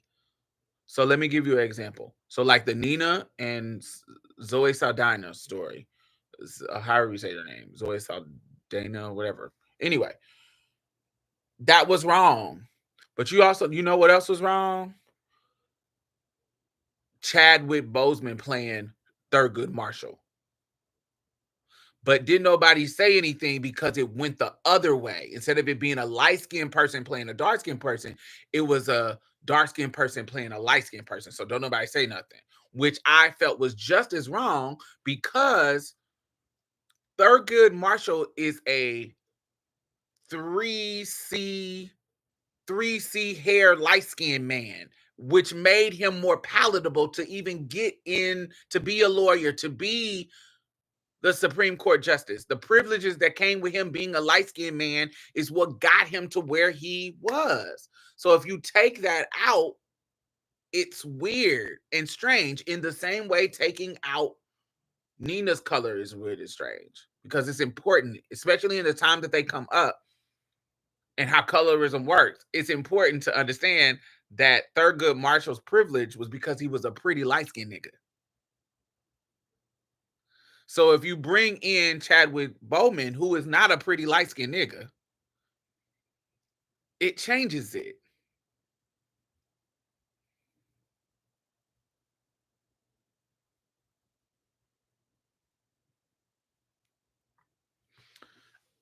And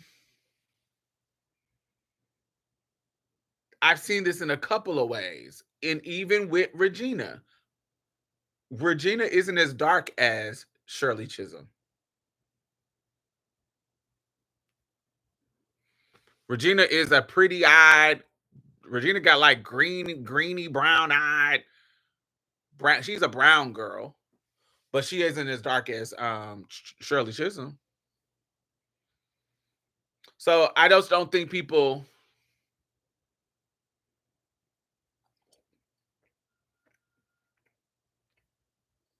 I don't know. It feels weird. Not feels. It feels like it should be important either way because it plays a part.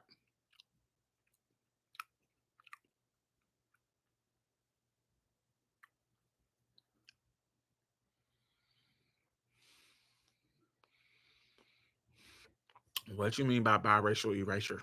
What does that mean? Give me an example.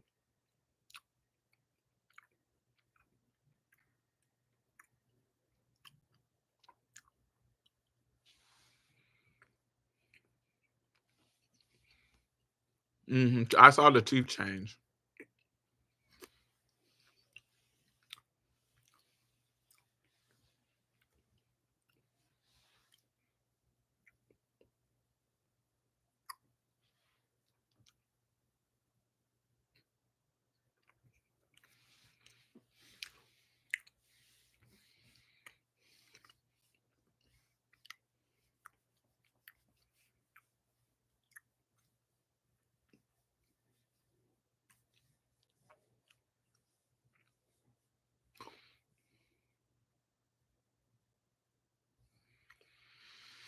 You have trying to think. I think Halle Berry as Dorothy Dandridge was a great cast. Um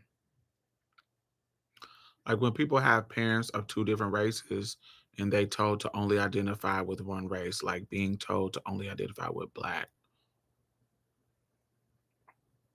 Hmm. I don't see the relevance to that, to this context. Give me explaining how that's relevant to this context. Her Baja accent wasn't too shabby either. It's like Flex playing Michael Jackson. Ooh, that was horrible. That was bad. That was a bad casting. It was bad makeup. It was just bad. That was just bad. That was horrible. One of the worst in one of the worst in television history. That was definitely one of the worst castings.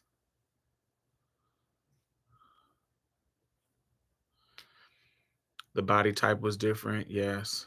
She played Shirley on Miss America, right?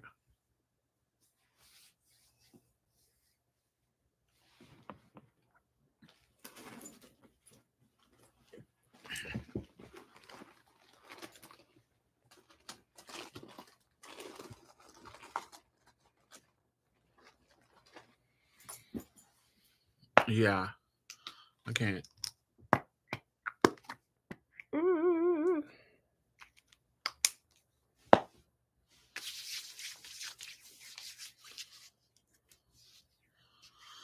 How do you feel about Viola playing Michelle Obama? I thought it would have been a great cast, but I think she overdid it with that whatever that shit she was doing with her lip. John McCain, Mitt Romney, whatever that shit she was doing. And it's not that it didn't make sense. I get what she was trying to do. She just was overdoing it. And I don't think whoever was casting had the guts to tell her it was too much.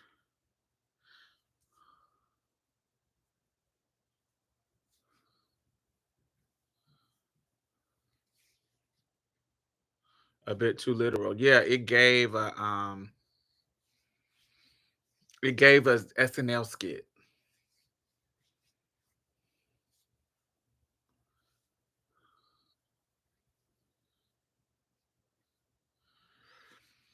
Just that colorism often forces people to only be viewed in a certain way, and thus they're going to something them another way. I don't think I don't think that that's it. I have to really think about that to explain it. Um Portray them a certain way. I don't think that that is colorism in the sense of um forcing them to pick identities. I don't think that that's colorism. That's something that's along the it's just racism. That's not a colorism thing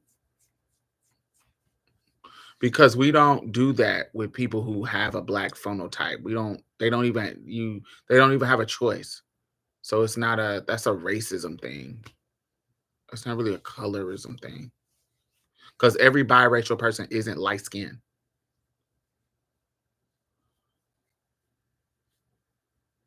Every biracial person isn't white passing. Like it's such a range of that that's more of a phenotype issue and us gatekeeping that phenotype. I thought Audra Day as Billie Holiday was eating. She ate that role. And I wasn't even rooting for her. Like I thought it was gonna be bad. I thought it was gonna be bad. But when I watched it, I was like, oh, she's eating this. Oh, she's wearing this out. Audra, yeah, Audra Gay put her foot in it. I would cast Lena Bloom as Diamond for her biopic. No, I wouldn't.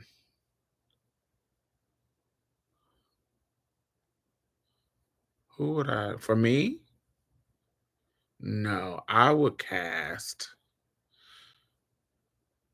Tourmaline. Who else? like right now, Tourmaline. Um,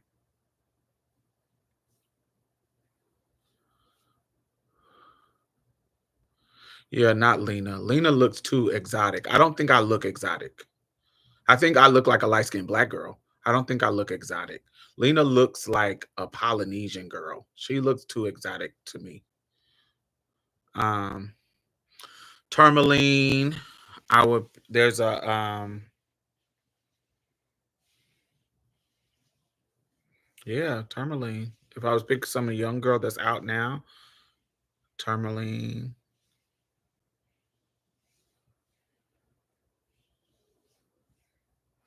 Because Tourmaline looks like a black girl, a light skinned black girl.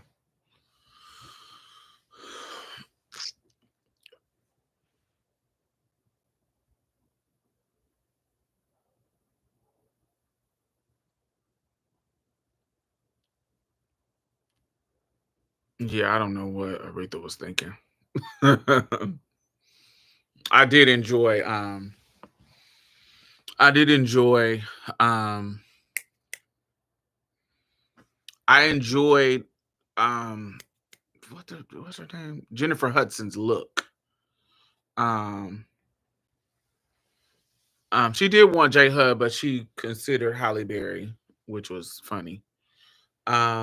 But I enjoyed J Hud's look, but I actually enjoyed um Cynthia Erivo's music. I liked the story until they put her in the fat suit. Then it got weird. Um, that's who she chose after she came to her senses. Yes. I don't know what she was thinking about with that. I like Cynthia's version. Yeah, I did like Cynthia versions better, but I thought um vocally Jennifer Hudson did good too. I think the writing was weird. I enjoyed I enjoyed when she played her younger, the confident, sassy, shady Aretha didn't come until she got older. When she was younger, in her younger years, that's when she was kind of still light spoken and she was giving off that femininity. Jennifer Lopez as Selena was it. That was a great cast. That was a great casting. I think she did wonderful.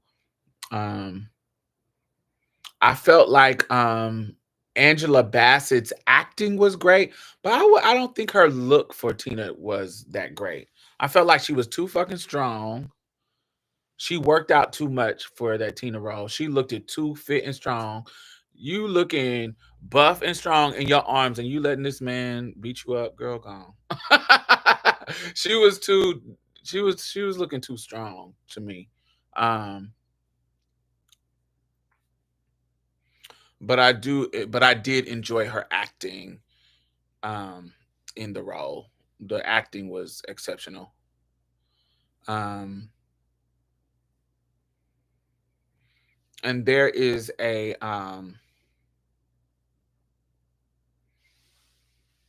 she also was darker than Tina. Whitney Houston is one person they never get the casting right for. Um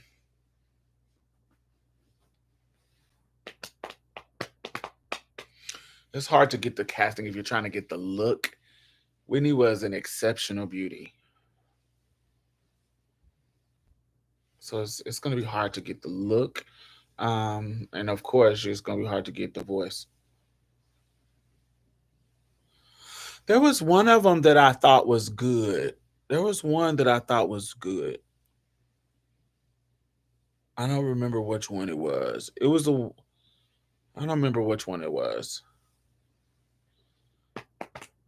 There was one that I thought was very, very close. Not close in totally looking like her, but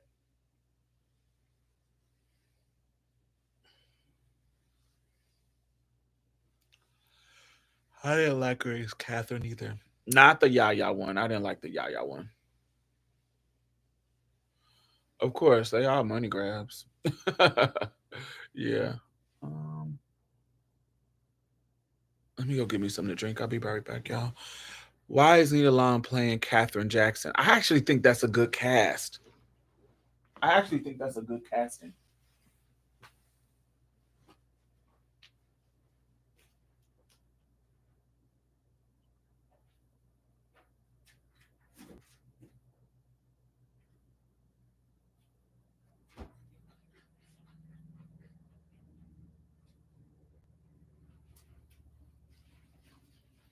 Why do you think that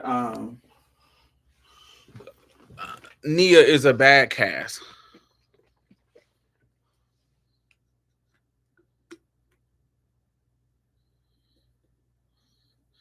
No, I wanted to watch it. I didn't watch it. I hate subtitles.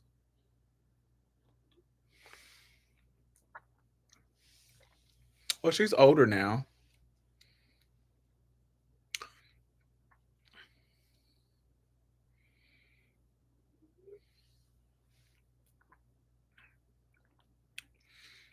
I don't know if y'all got this at y'all store, but at Kroger, they have these juices that they don't add sugar to. And this is kiwi and green apple. Oh, so good.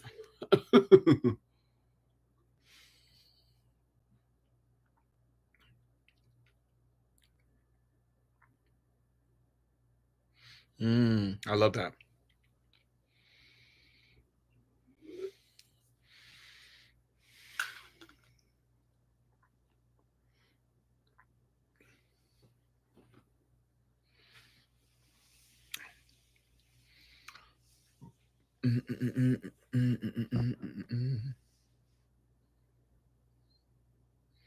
I'll see you've been to your orchard for the gods.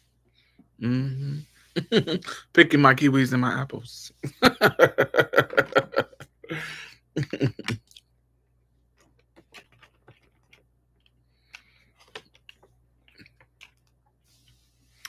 Yes, child. Trying to think of who else was a good. Yeah, sometimes if the acting is good, it really don't matter for real, for real. But I'm actually tired of Whitney Houston biopics and I'm tired of Michael Jackson biopics. I'm tired of all of that. I'm excited about I don't think her voice is going to be good for it, but I think her look is going to be great. Tiana Taylor as Dionne Warwick. Oh, because when I see Tiana Taylor, I see Dionne Warwick down.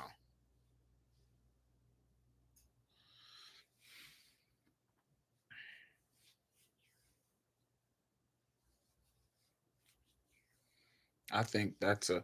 I don't think her and Tiana can sing, but she doesn't. She has a deeper voice than.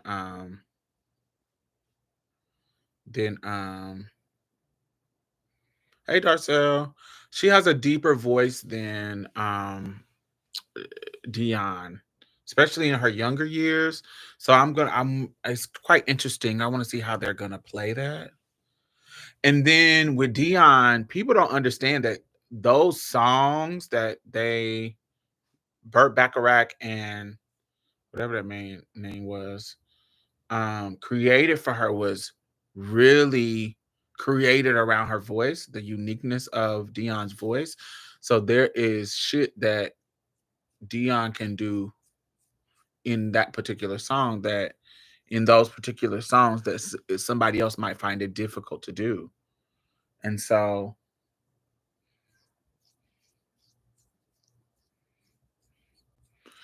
I think Fantasia would be horrible playing Patty because she doesn't have the range of Patty.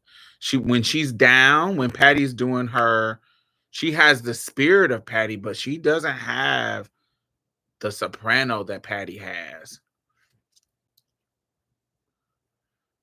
Um, So it's going to be hard for Tiana Taylor to do even like the breath control that it takes to do promises, promises, promise, whatever that promise song by Dion. Y'all don't. It's there are some difficulties to Dion's song that people don't understand that they're more difficult to sing than normal. Her old school stuff, like her Burt Bacharach era. I'm sure Tiana Taylor will be lip syncing, but Tiana Taylor has a great voice, but she just doesn't have what Dion had back in the day. Burt Bacharach might as well had Dion sounding like no one. Exactly, just sounding like herself. Um, who else?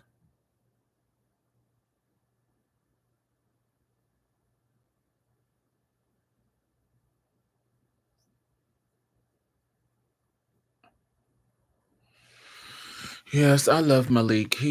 Malik is my type. Like if you want to know who Diamond Styles type is, Malik is my type. That is my type, baby. He is so fine. Like his look, he is fine as hell. Oof.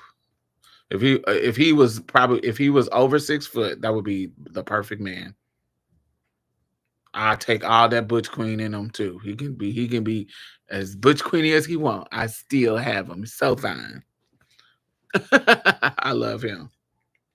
He is so fine. My favorite boys on the internet right now is like gay boys are Malik, OBO. OBO is so fucking fine. I just be looking at him like, oh, I need to detransition or something. OBO is so fine. And Malik McIntyre. I love him too.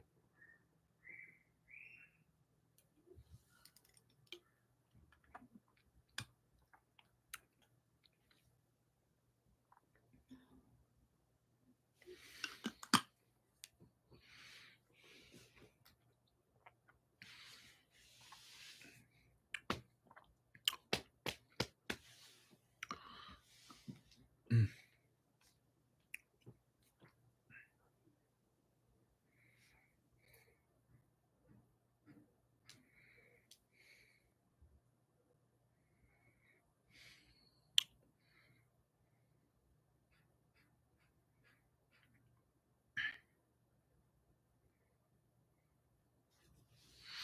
My fucking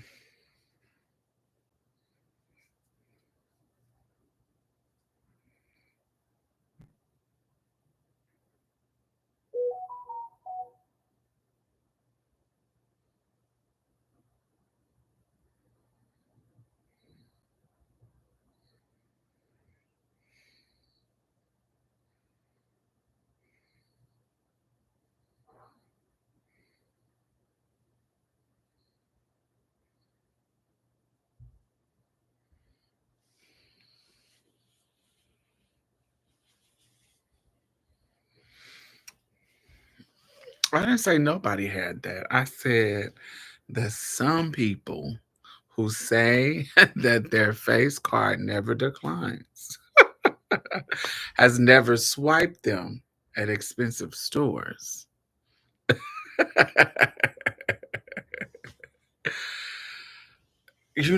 And sometimes you think your face card don't decline because you are always shopping at Dollar Tree. Sometimes you think your face card don't decline because you're swiping it at Ross. Of course it's not going to decline at Ross, but can you take that same card to Saks? Can you take that same card to Neiman's? Mm. Can you even take that card to Williams Sonoma? Can you even take that card to Nordstrom's Rack? Can you even take it there?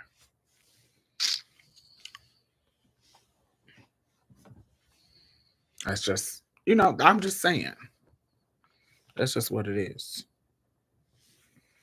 I'm about to play my music.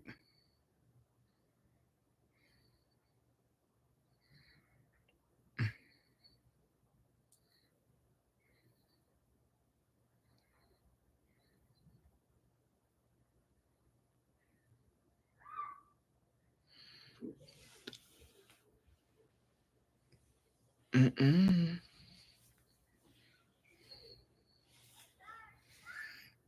You just gotta, you gotta be Cinderella about it. If the shoe fits, stomp around.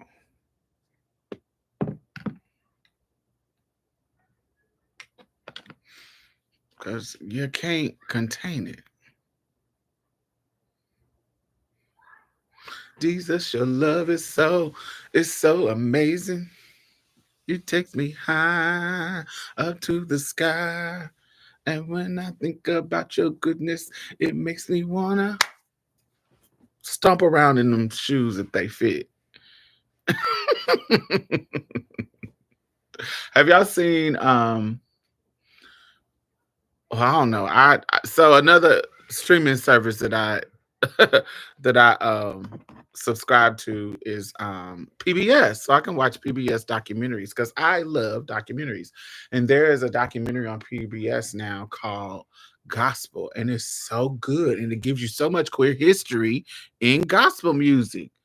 Like we are in the foundation of everything, y'all. Black and queer people are in the foundation of every freaking thing in this world, in this country. Every cool thing that we love, we are at the foundation.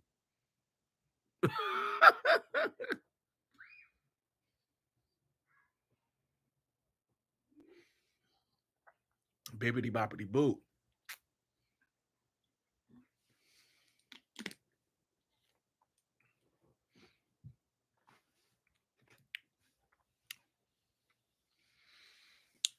So, fun fact that I learned from the documentary. So, the father of modern gospel music. So, y'all know gospel music used to be, kind of um black and queer is two parts of the same pie. I think blackness is inherently queer. That's a controversial statement to people, but because of how white supremacy is set up, just us being black makes us queer. Make because if white supremacy is the standard that they're trying to put out and have the power to put out as the standard, then we're naturally going to be queer to that. We're naturally going to be the other. Queer as in other, not queer as in like gay, because queer is encompassing anything that is different, not necessarily gay. And so I think being black is inherently queer. So yes, I think it's a part of the same thing, but as two separate entities, identity when it comes to blackness and queerness. Yes, if you look at the foundation of gospel, and they laid it out so beautifully. So, for example, um, William Dorsey William Dorsey is the father of gospel because prior to that, we would it would be like classical stuff like Kyrie eleison, Kyrie eleison, that kind of stuff. But in William Dorsey, he started to bring in like blues and jazz into it. And so they were like, like, no, that is blasphemous. You bringing that fucking that's why back in the day we hear a lot of those kind of operatic church singers because they come from classical music, classically trained music. And so Dorsey started doing that kind of bluesy, um, bringing the juke joint into the music. And they was like, But then because he could play, he started to kind of you do look exotic. I believe you if you said you were Filipino or Polynesian. Mm, mm, I don't think I do, but When I go over there to them people, they look like a particular thing. Some people will say I look. I've had white women say, "Oh, you look Polynesian." I have had that, but when I go over there to them people's area, I don't look like them. They know I'm not them. I don't look like them. There's a particular look that they have. But yeah, I don't think that I look. I don't think I look like a light skinned black girl to me. But if you think I look exotic, that's fine. People have said that. You won't be the only one. I don't think if I was casting myself, I wouldn't say that. Um, I wouldn't pick somebody exotic. I would pick a black girl, a light skinned black girl. I would pick somebody like Lena Bloom at all. Because Lena looks like I need you to have some 4B, 4C hair.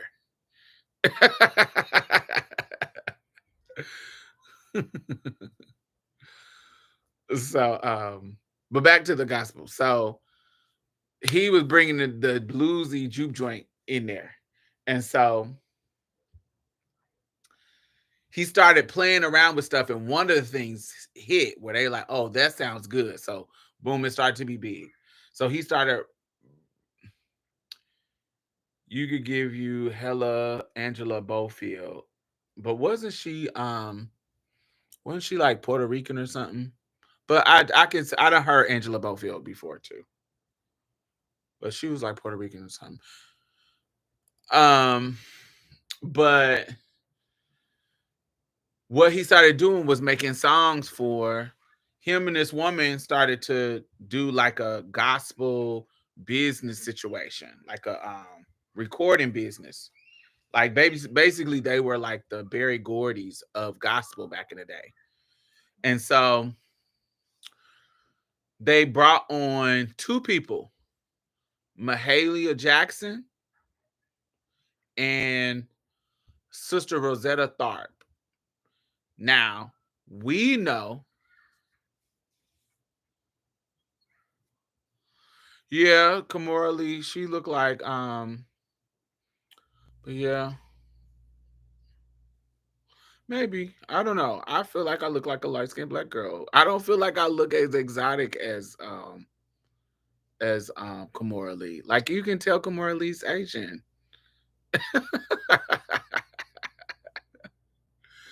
It's very rare people think that it's I don't want to say it happens all the time. I don't want to say it never has happened, but it's very rare somebody think I'm something like that.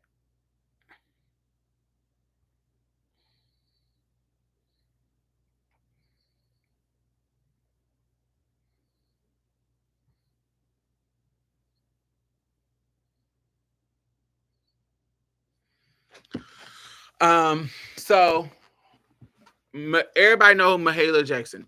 Soon I will be done in the trouble of the world, trouble of the world, the trouble of this here world. So we know that. Um, but Rosetta Tharpe is like, she's known as the mother of rock and roll because what happened was they both used to sing gospel and they were trying to sell both of them as artists. But Mahalia was like, I don't want to I don't want to do anything but gospel. I'm classy, but even though how she sung was a little juke jointers too.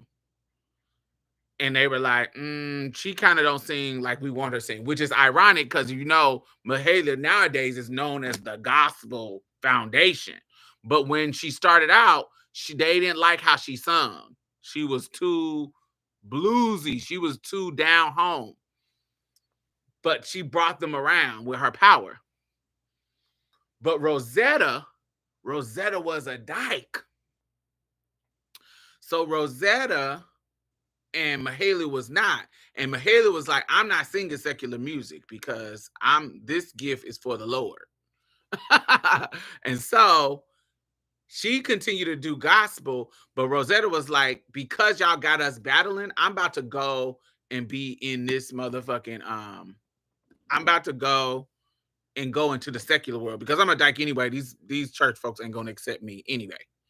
So Rosetta took her guitar because she came from like New Orleans and those kind of areas. So she was raised in where she learned how to play. And so she started playing the guitar and singing the gospel, but then started doing secular music. So when she started doing all this kind of riffing on the guitar, that's when people like Chuck Berry, anybody who played the guitar was like, oh, we like what she doing. And so it starts from Rosetta Stark doing these things coming from gospel era. Boom, births rock and roll. The lesbian. But she also had the impact on gospel and rock and roll. So, like, it doesn't pop off without her. And they explain how her doing what she did puts puts Mahalia in a position to take gospel to the next level because she's the only one. And it puts her in a position to birth something new that the foundation is gospel. And that Elvis bit heavily from tons of black people, yes, but definitely Rosetta Tharpe. And so fast forward to Mahalia being this gospel icon, and they go into how Mahalia helped Martin Luther King's career, helped his career so much. I need to watch that documentary. It's kind of tons of amazing black history and black queer history because y'all know there's tons of oh, this is some tea too. So I knew about this when I was young because I grew up in the Coastal Church, blah, blah, blah, blah. And my grandmother used to talk about my great grandmother used to talk about it.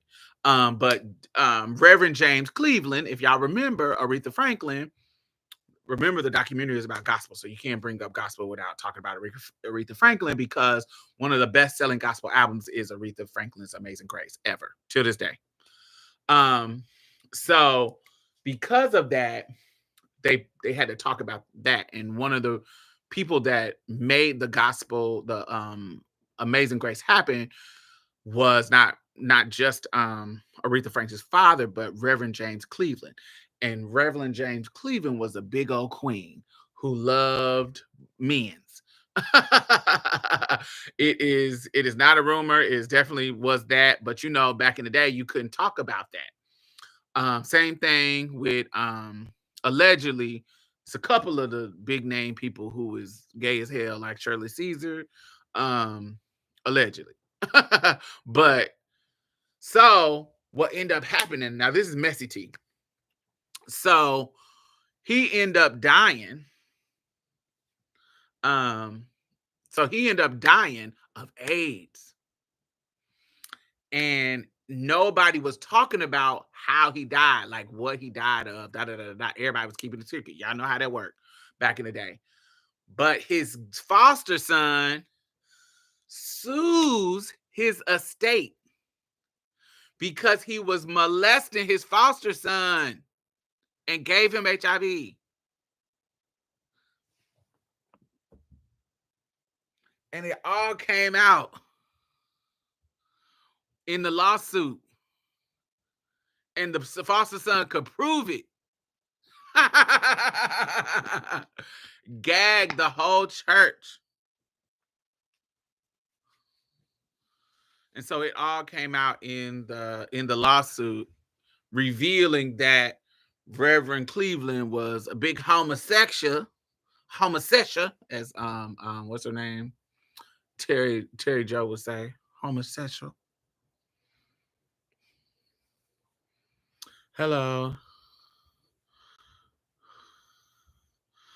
Um, so Whole bunch of tea that was spilled with that, and I had to go down a rabbit hole to go see what they was given on in the court documents. And yes, they spilled all the tea. He was having sex with tons of men's. Whatever happened to Kelly as Donna Summer, or was that just talk? I don't know. I have no idea. Hey, Shonette, how are you? Um, what other tea was happening? They really didn't do too much on the Clark sisters. They mainly was focusing on Twinkie because if you don't know, Twinkie is the mastermind behind most of the Clark sister hits. Of course, Maddie Moss Clark. What Maddie Moss Clark is, when we, you know how when we hear gospel music and we hear the 3-part harmony. Like I remember the song, I come that you might have life more abundantly. I come that you might have life to eternity. Did not come to condemn the world or shame you from your wrong, but I come to mend a broken heart and to give your heart a song, song, song, song, song, song. I come to give you life. I come. That whole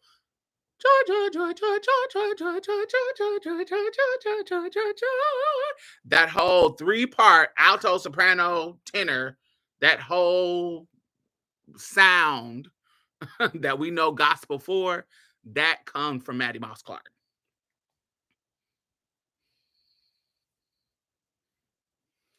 We found that information quickly as soon as James did. Yes, honey, he had wore it out. The men's retreat do be tempting. I always cackle when people tell Terry Jo that they are from Atlanta and she says homosexual. But that whole sound with the 3-part alto, soprano, tenor, that full choral sound, that is from Maddie Moss Clark. That's her brain. That's her doing that. Because it used to be 2-part harmony or just talking. Not just talking, or just sing unison. And then you get Twinkie coming in with that kind of background, adding the choral sound with her sisters, and she's adding the Stevie Wonder influence. Dun, dun, dun, dun, dun, dun, dun, dun, dun, dun, dun, dun, dun. You made my day. You gave me peace. You brought the sunshine in my life. And so she brings that inspiration. So it does this crossover thing to where it was playing in the clubs. Yeah, that reggae R&B that Stevie Wonder was kind of doing, because that was kind of like what was popping. That kind of Stevie Wonder adding those kind of reggae nuances, because this is also when you know, the Caribbean is popping too with what's his name? Bob Marley. All these things pass the Dutchie on the handset sign and the other handset. We got the beat to make it down, down, down. We got the beat to make it body, body down. I don't know the words. Pass the Dutch to the handset sign and then pass the Dutchie to the hand, something, whatever that song is. That whole reggae thing was popping at the time.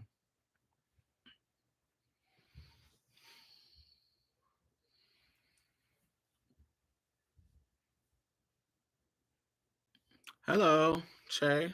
I don't know who you are, but hey, welcome. Welcome back if it's been a long time.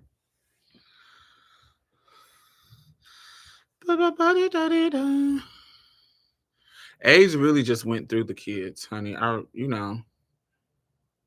People was just got together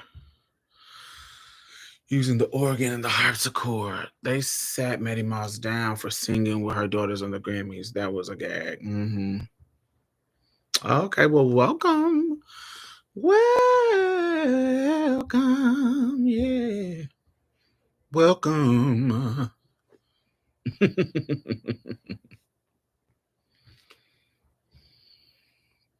Well, I think she was getting too popular. They was like, "Oh, you don't went to the Grammys."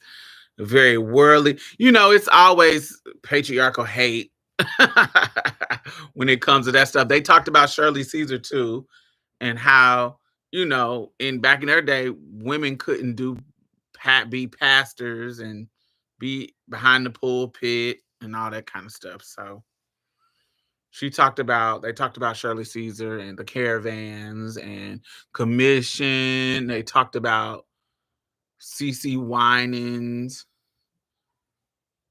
Oh, they no, they didn't. They didn't talk about. They talked about the Winans, but they didn't talk about CC and BB. That was interesting. I wonder why they didn't put them in there. Did CC? I feel like CC and BB really put a mark on black gospel R&B vibe, especially during do, do, do, do, I'm so addicted, yeah. When your love takes me higher, I know. So I don't know. I don't be knowing words. I feel like addicted to love. I feel like addictive love really was like a you know like a new height of gospel. Show me the right way.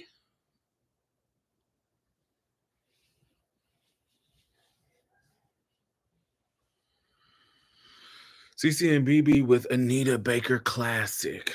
What did they sing with Anita Baker's?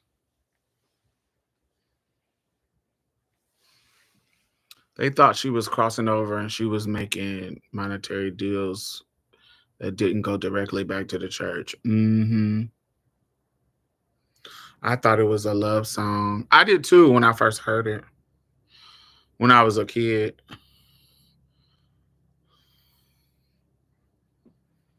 Don't take me higher.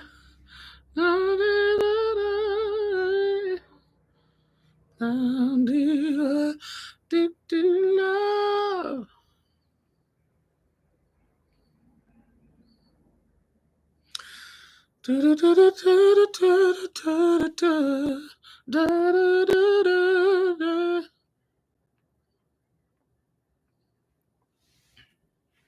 Yes, I loved that song. That was my favorite. Who else? Do y'all remember this song? This was one of my favorite songs growing up. If we all sing one song of love, one song of peace, one song to make all our troubles cease. One voice you'd hear, so pure, so clear.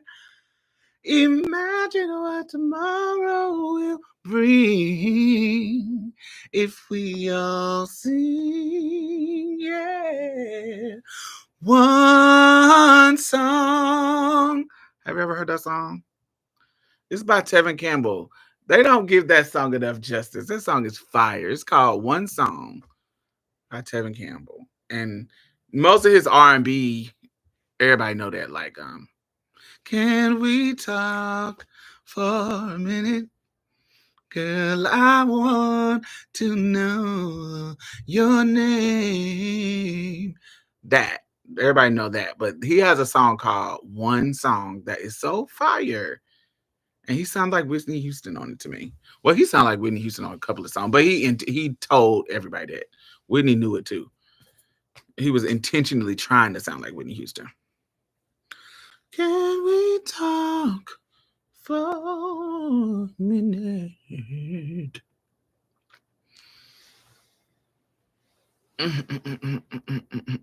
CC and BB have a song with Anita called "Ain't No Need to Worry." I gotta listen to that. I haven't heard that I remember. The song I know is I know a place, y'all.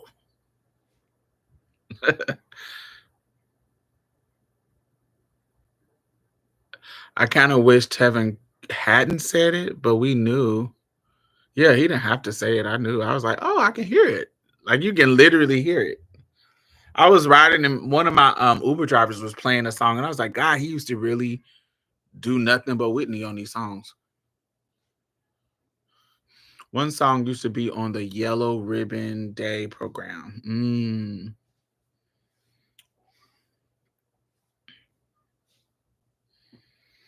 I just brought a memory back. I remember I learned that song in when I was 11 because my cousin Pan Pan in California used to be in love with Tevin Campbell. And when she learned that I could sing, she said, "You need to learn this song." And she would make me sing that song wherever we was.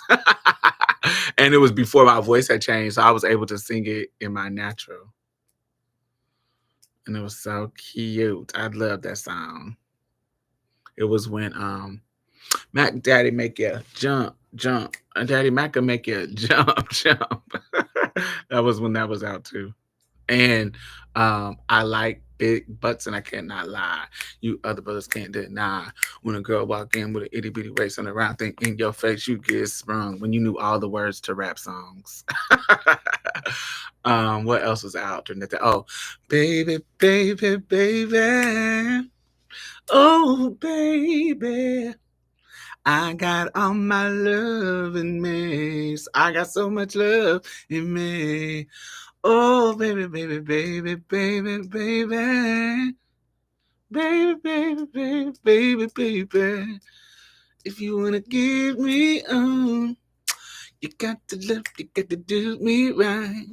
That was it. And then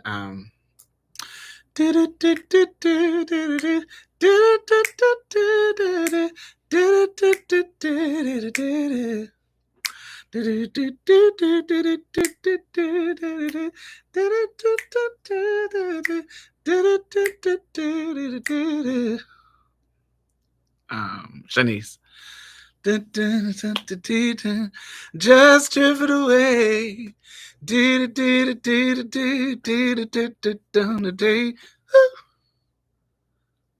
Um, I'm gonna put that new black mini on my card anyway, cause I love you. Your smile.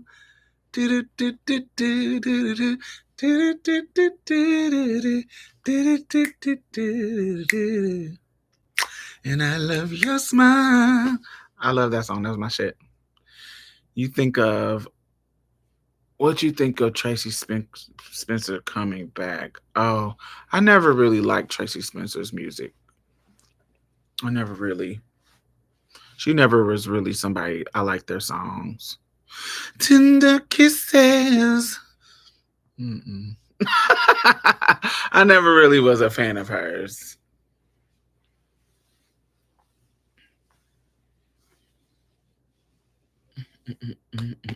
Oh, do y'all know this song? This was like 93, 94.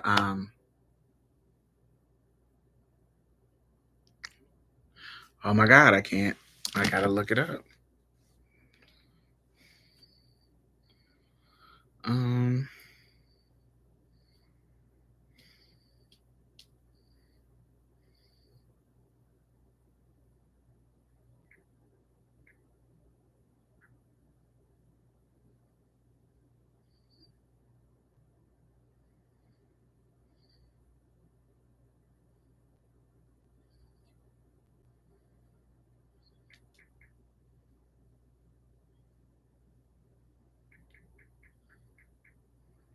because the song is coming in my head.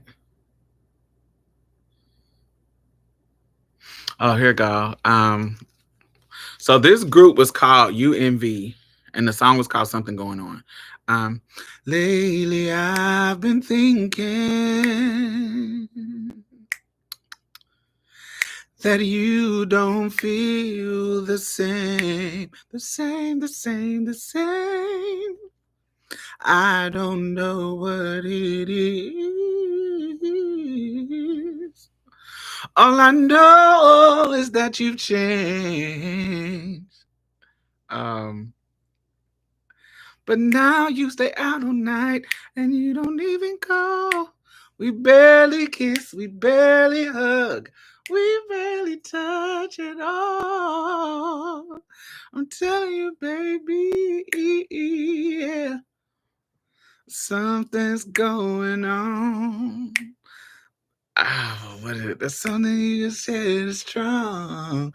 I'm falling out of love with you, and I don't know what to do. Ooh, ooh. Have you ever heard that song? It's called Something Going On by UNV. We used to wear that song out on the bus in junior high school. Baby, because it had like 4 parts. Oh, it was so cute. We used to wear that out.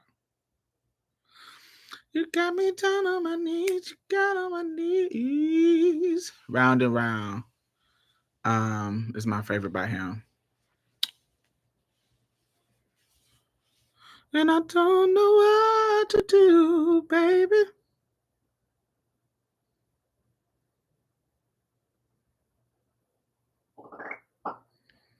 Oh,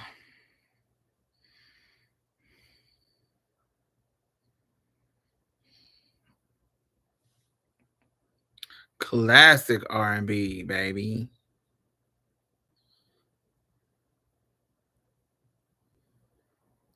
Me down on my knees. Do you know where? Oh, I don't know why that played. About to get me wore out. As soon as you get to YouTube, it'll be like, oh, girl, you're trying to be demonetized, girl. Do you know?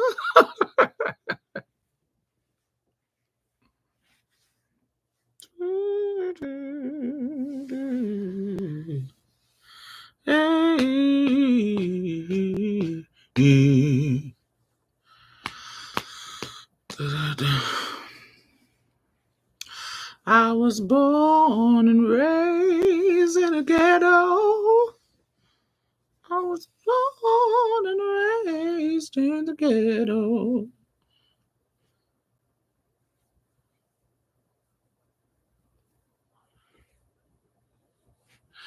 I used to think that their name was UNLV, like the university. They were like Jodeci, but not as hood. Yeah, I think so too.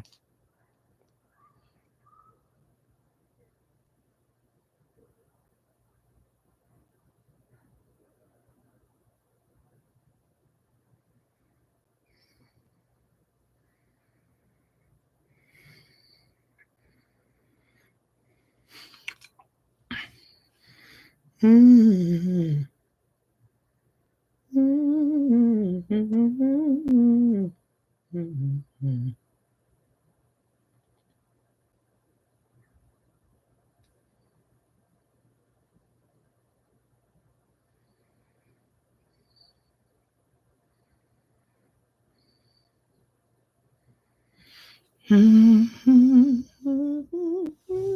What other song do I remember from the 90s that was like obscure? Um, just obscure songs that like was popping, but they didn't like maybe like one hit wonders. Um,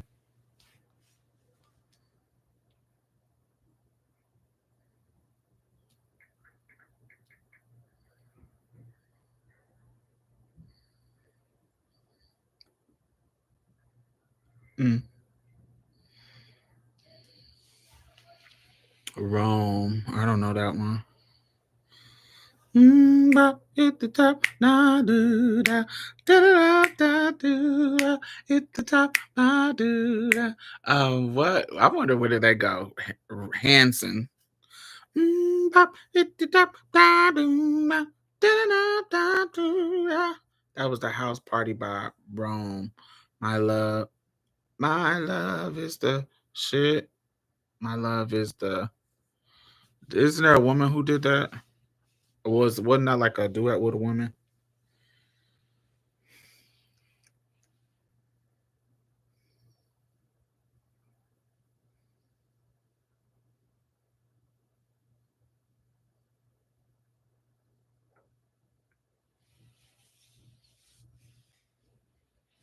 Baby, baby.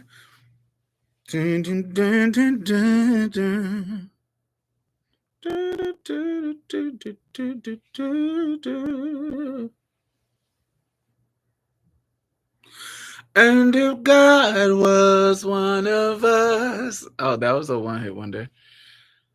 Just as love like one of us. Oh, what's that? I forgot the melody.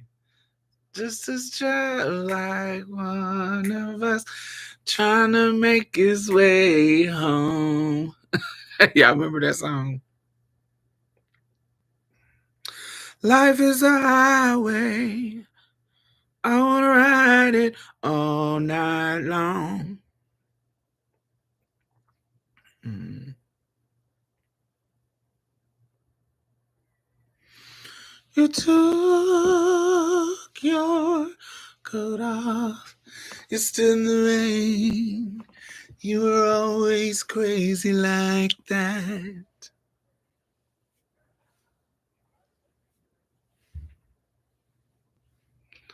Dark eyes and careless hair, you were fashionably sensitive, but too cool to care.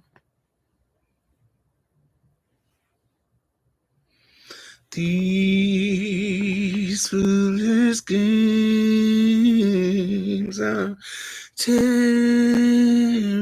me apart. Who knew thoughtless words are tearing me apart? That was my jam. I love that jewel. I don't know what she started to do later on. I didn't like it. Yeah.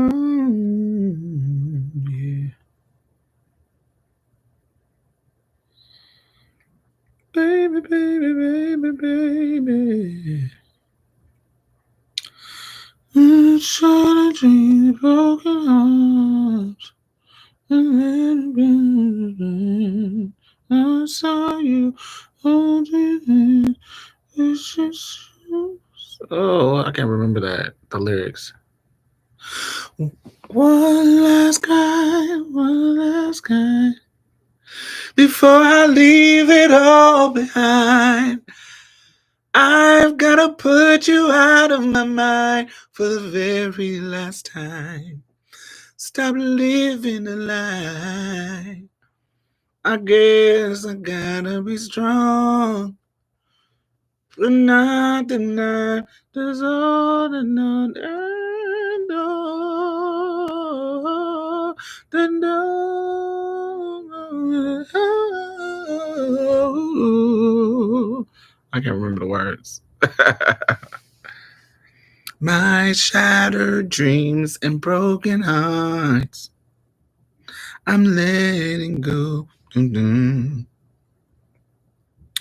What is that? I love that Brian McKnight song.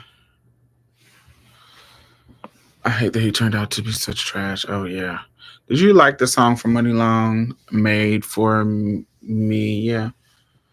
Twin, where have you been? I'm one of them people that if it gets too popular, it starts to be annoying. And that's one of the songs that I like when I first heard it, but now it's getting too popular and too many people are doing it. So I'm like, and she's just so great at making hits that it's like, oh, even like hours and hours, it just so many people were doing it. And it's like, oh, okay. Oh. But yes, I do like her songs. But I liked her when she was Priscilla Renee.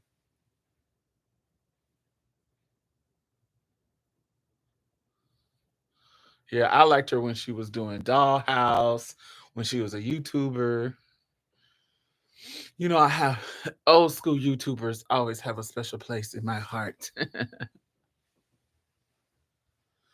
Oh,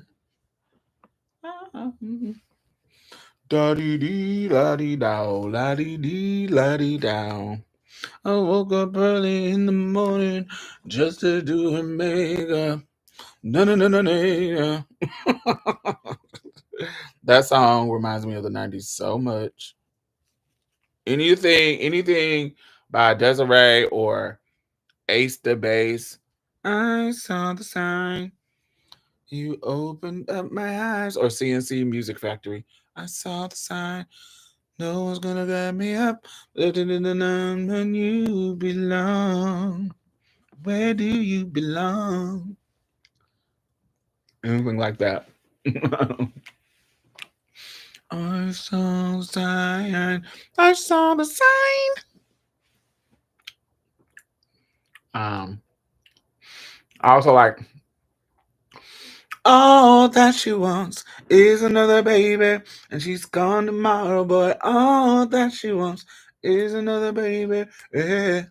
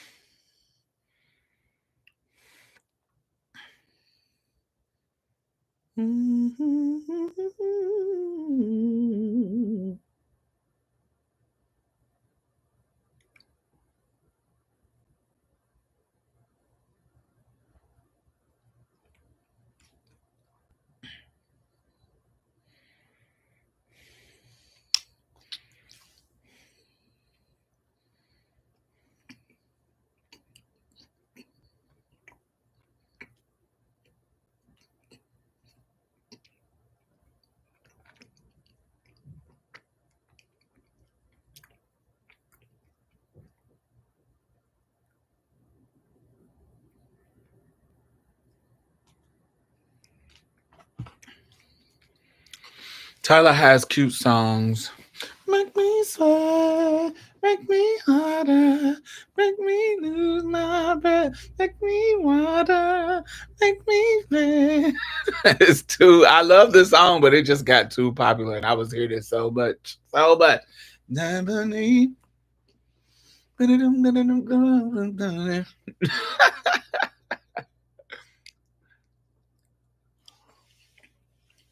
It just got too popular.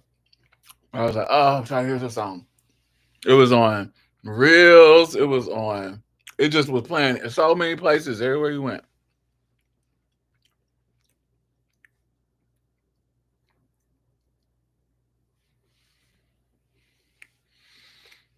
I love the male vocals on that one.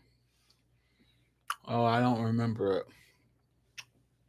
Oh, I didn't notice it.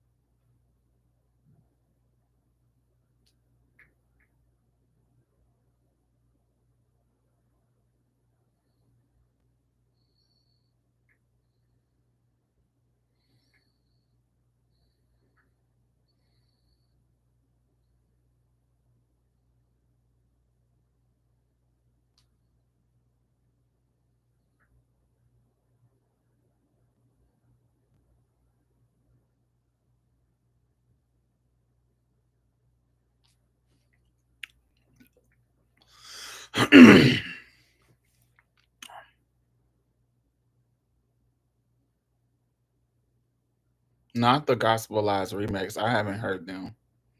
This is Tay Nova. I can play this because it's not.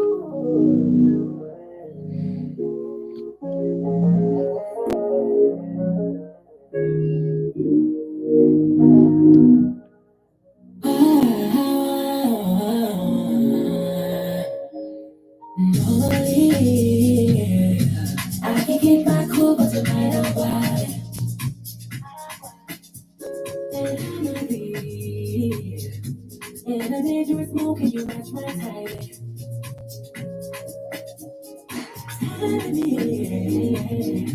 That you're anybody, why try to hide it? Talk is cheap, so show me that you understand how I like it. Oh, can you blow my mind? Set off my whole body. Give you my time. Yeah, you snatch my soul from me. I don't wanna wait. Come take me where I've never been before. Can you blow my mind? Set off my whole body. Make me swim, make me hard, make me close my breath. Okay. Okay, now he done added her little voice, so now it's gonna demonetize. Hey, Chris. Make me sweat, make me harder. Ooh.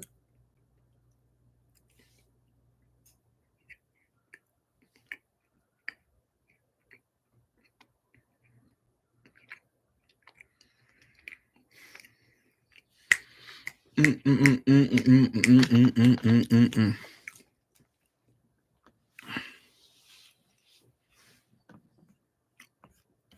come on, Angel, into bed. All right, y'all. I'm about to get up out of here. Can you open up? Do, do, do, do, do, do.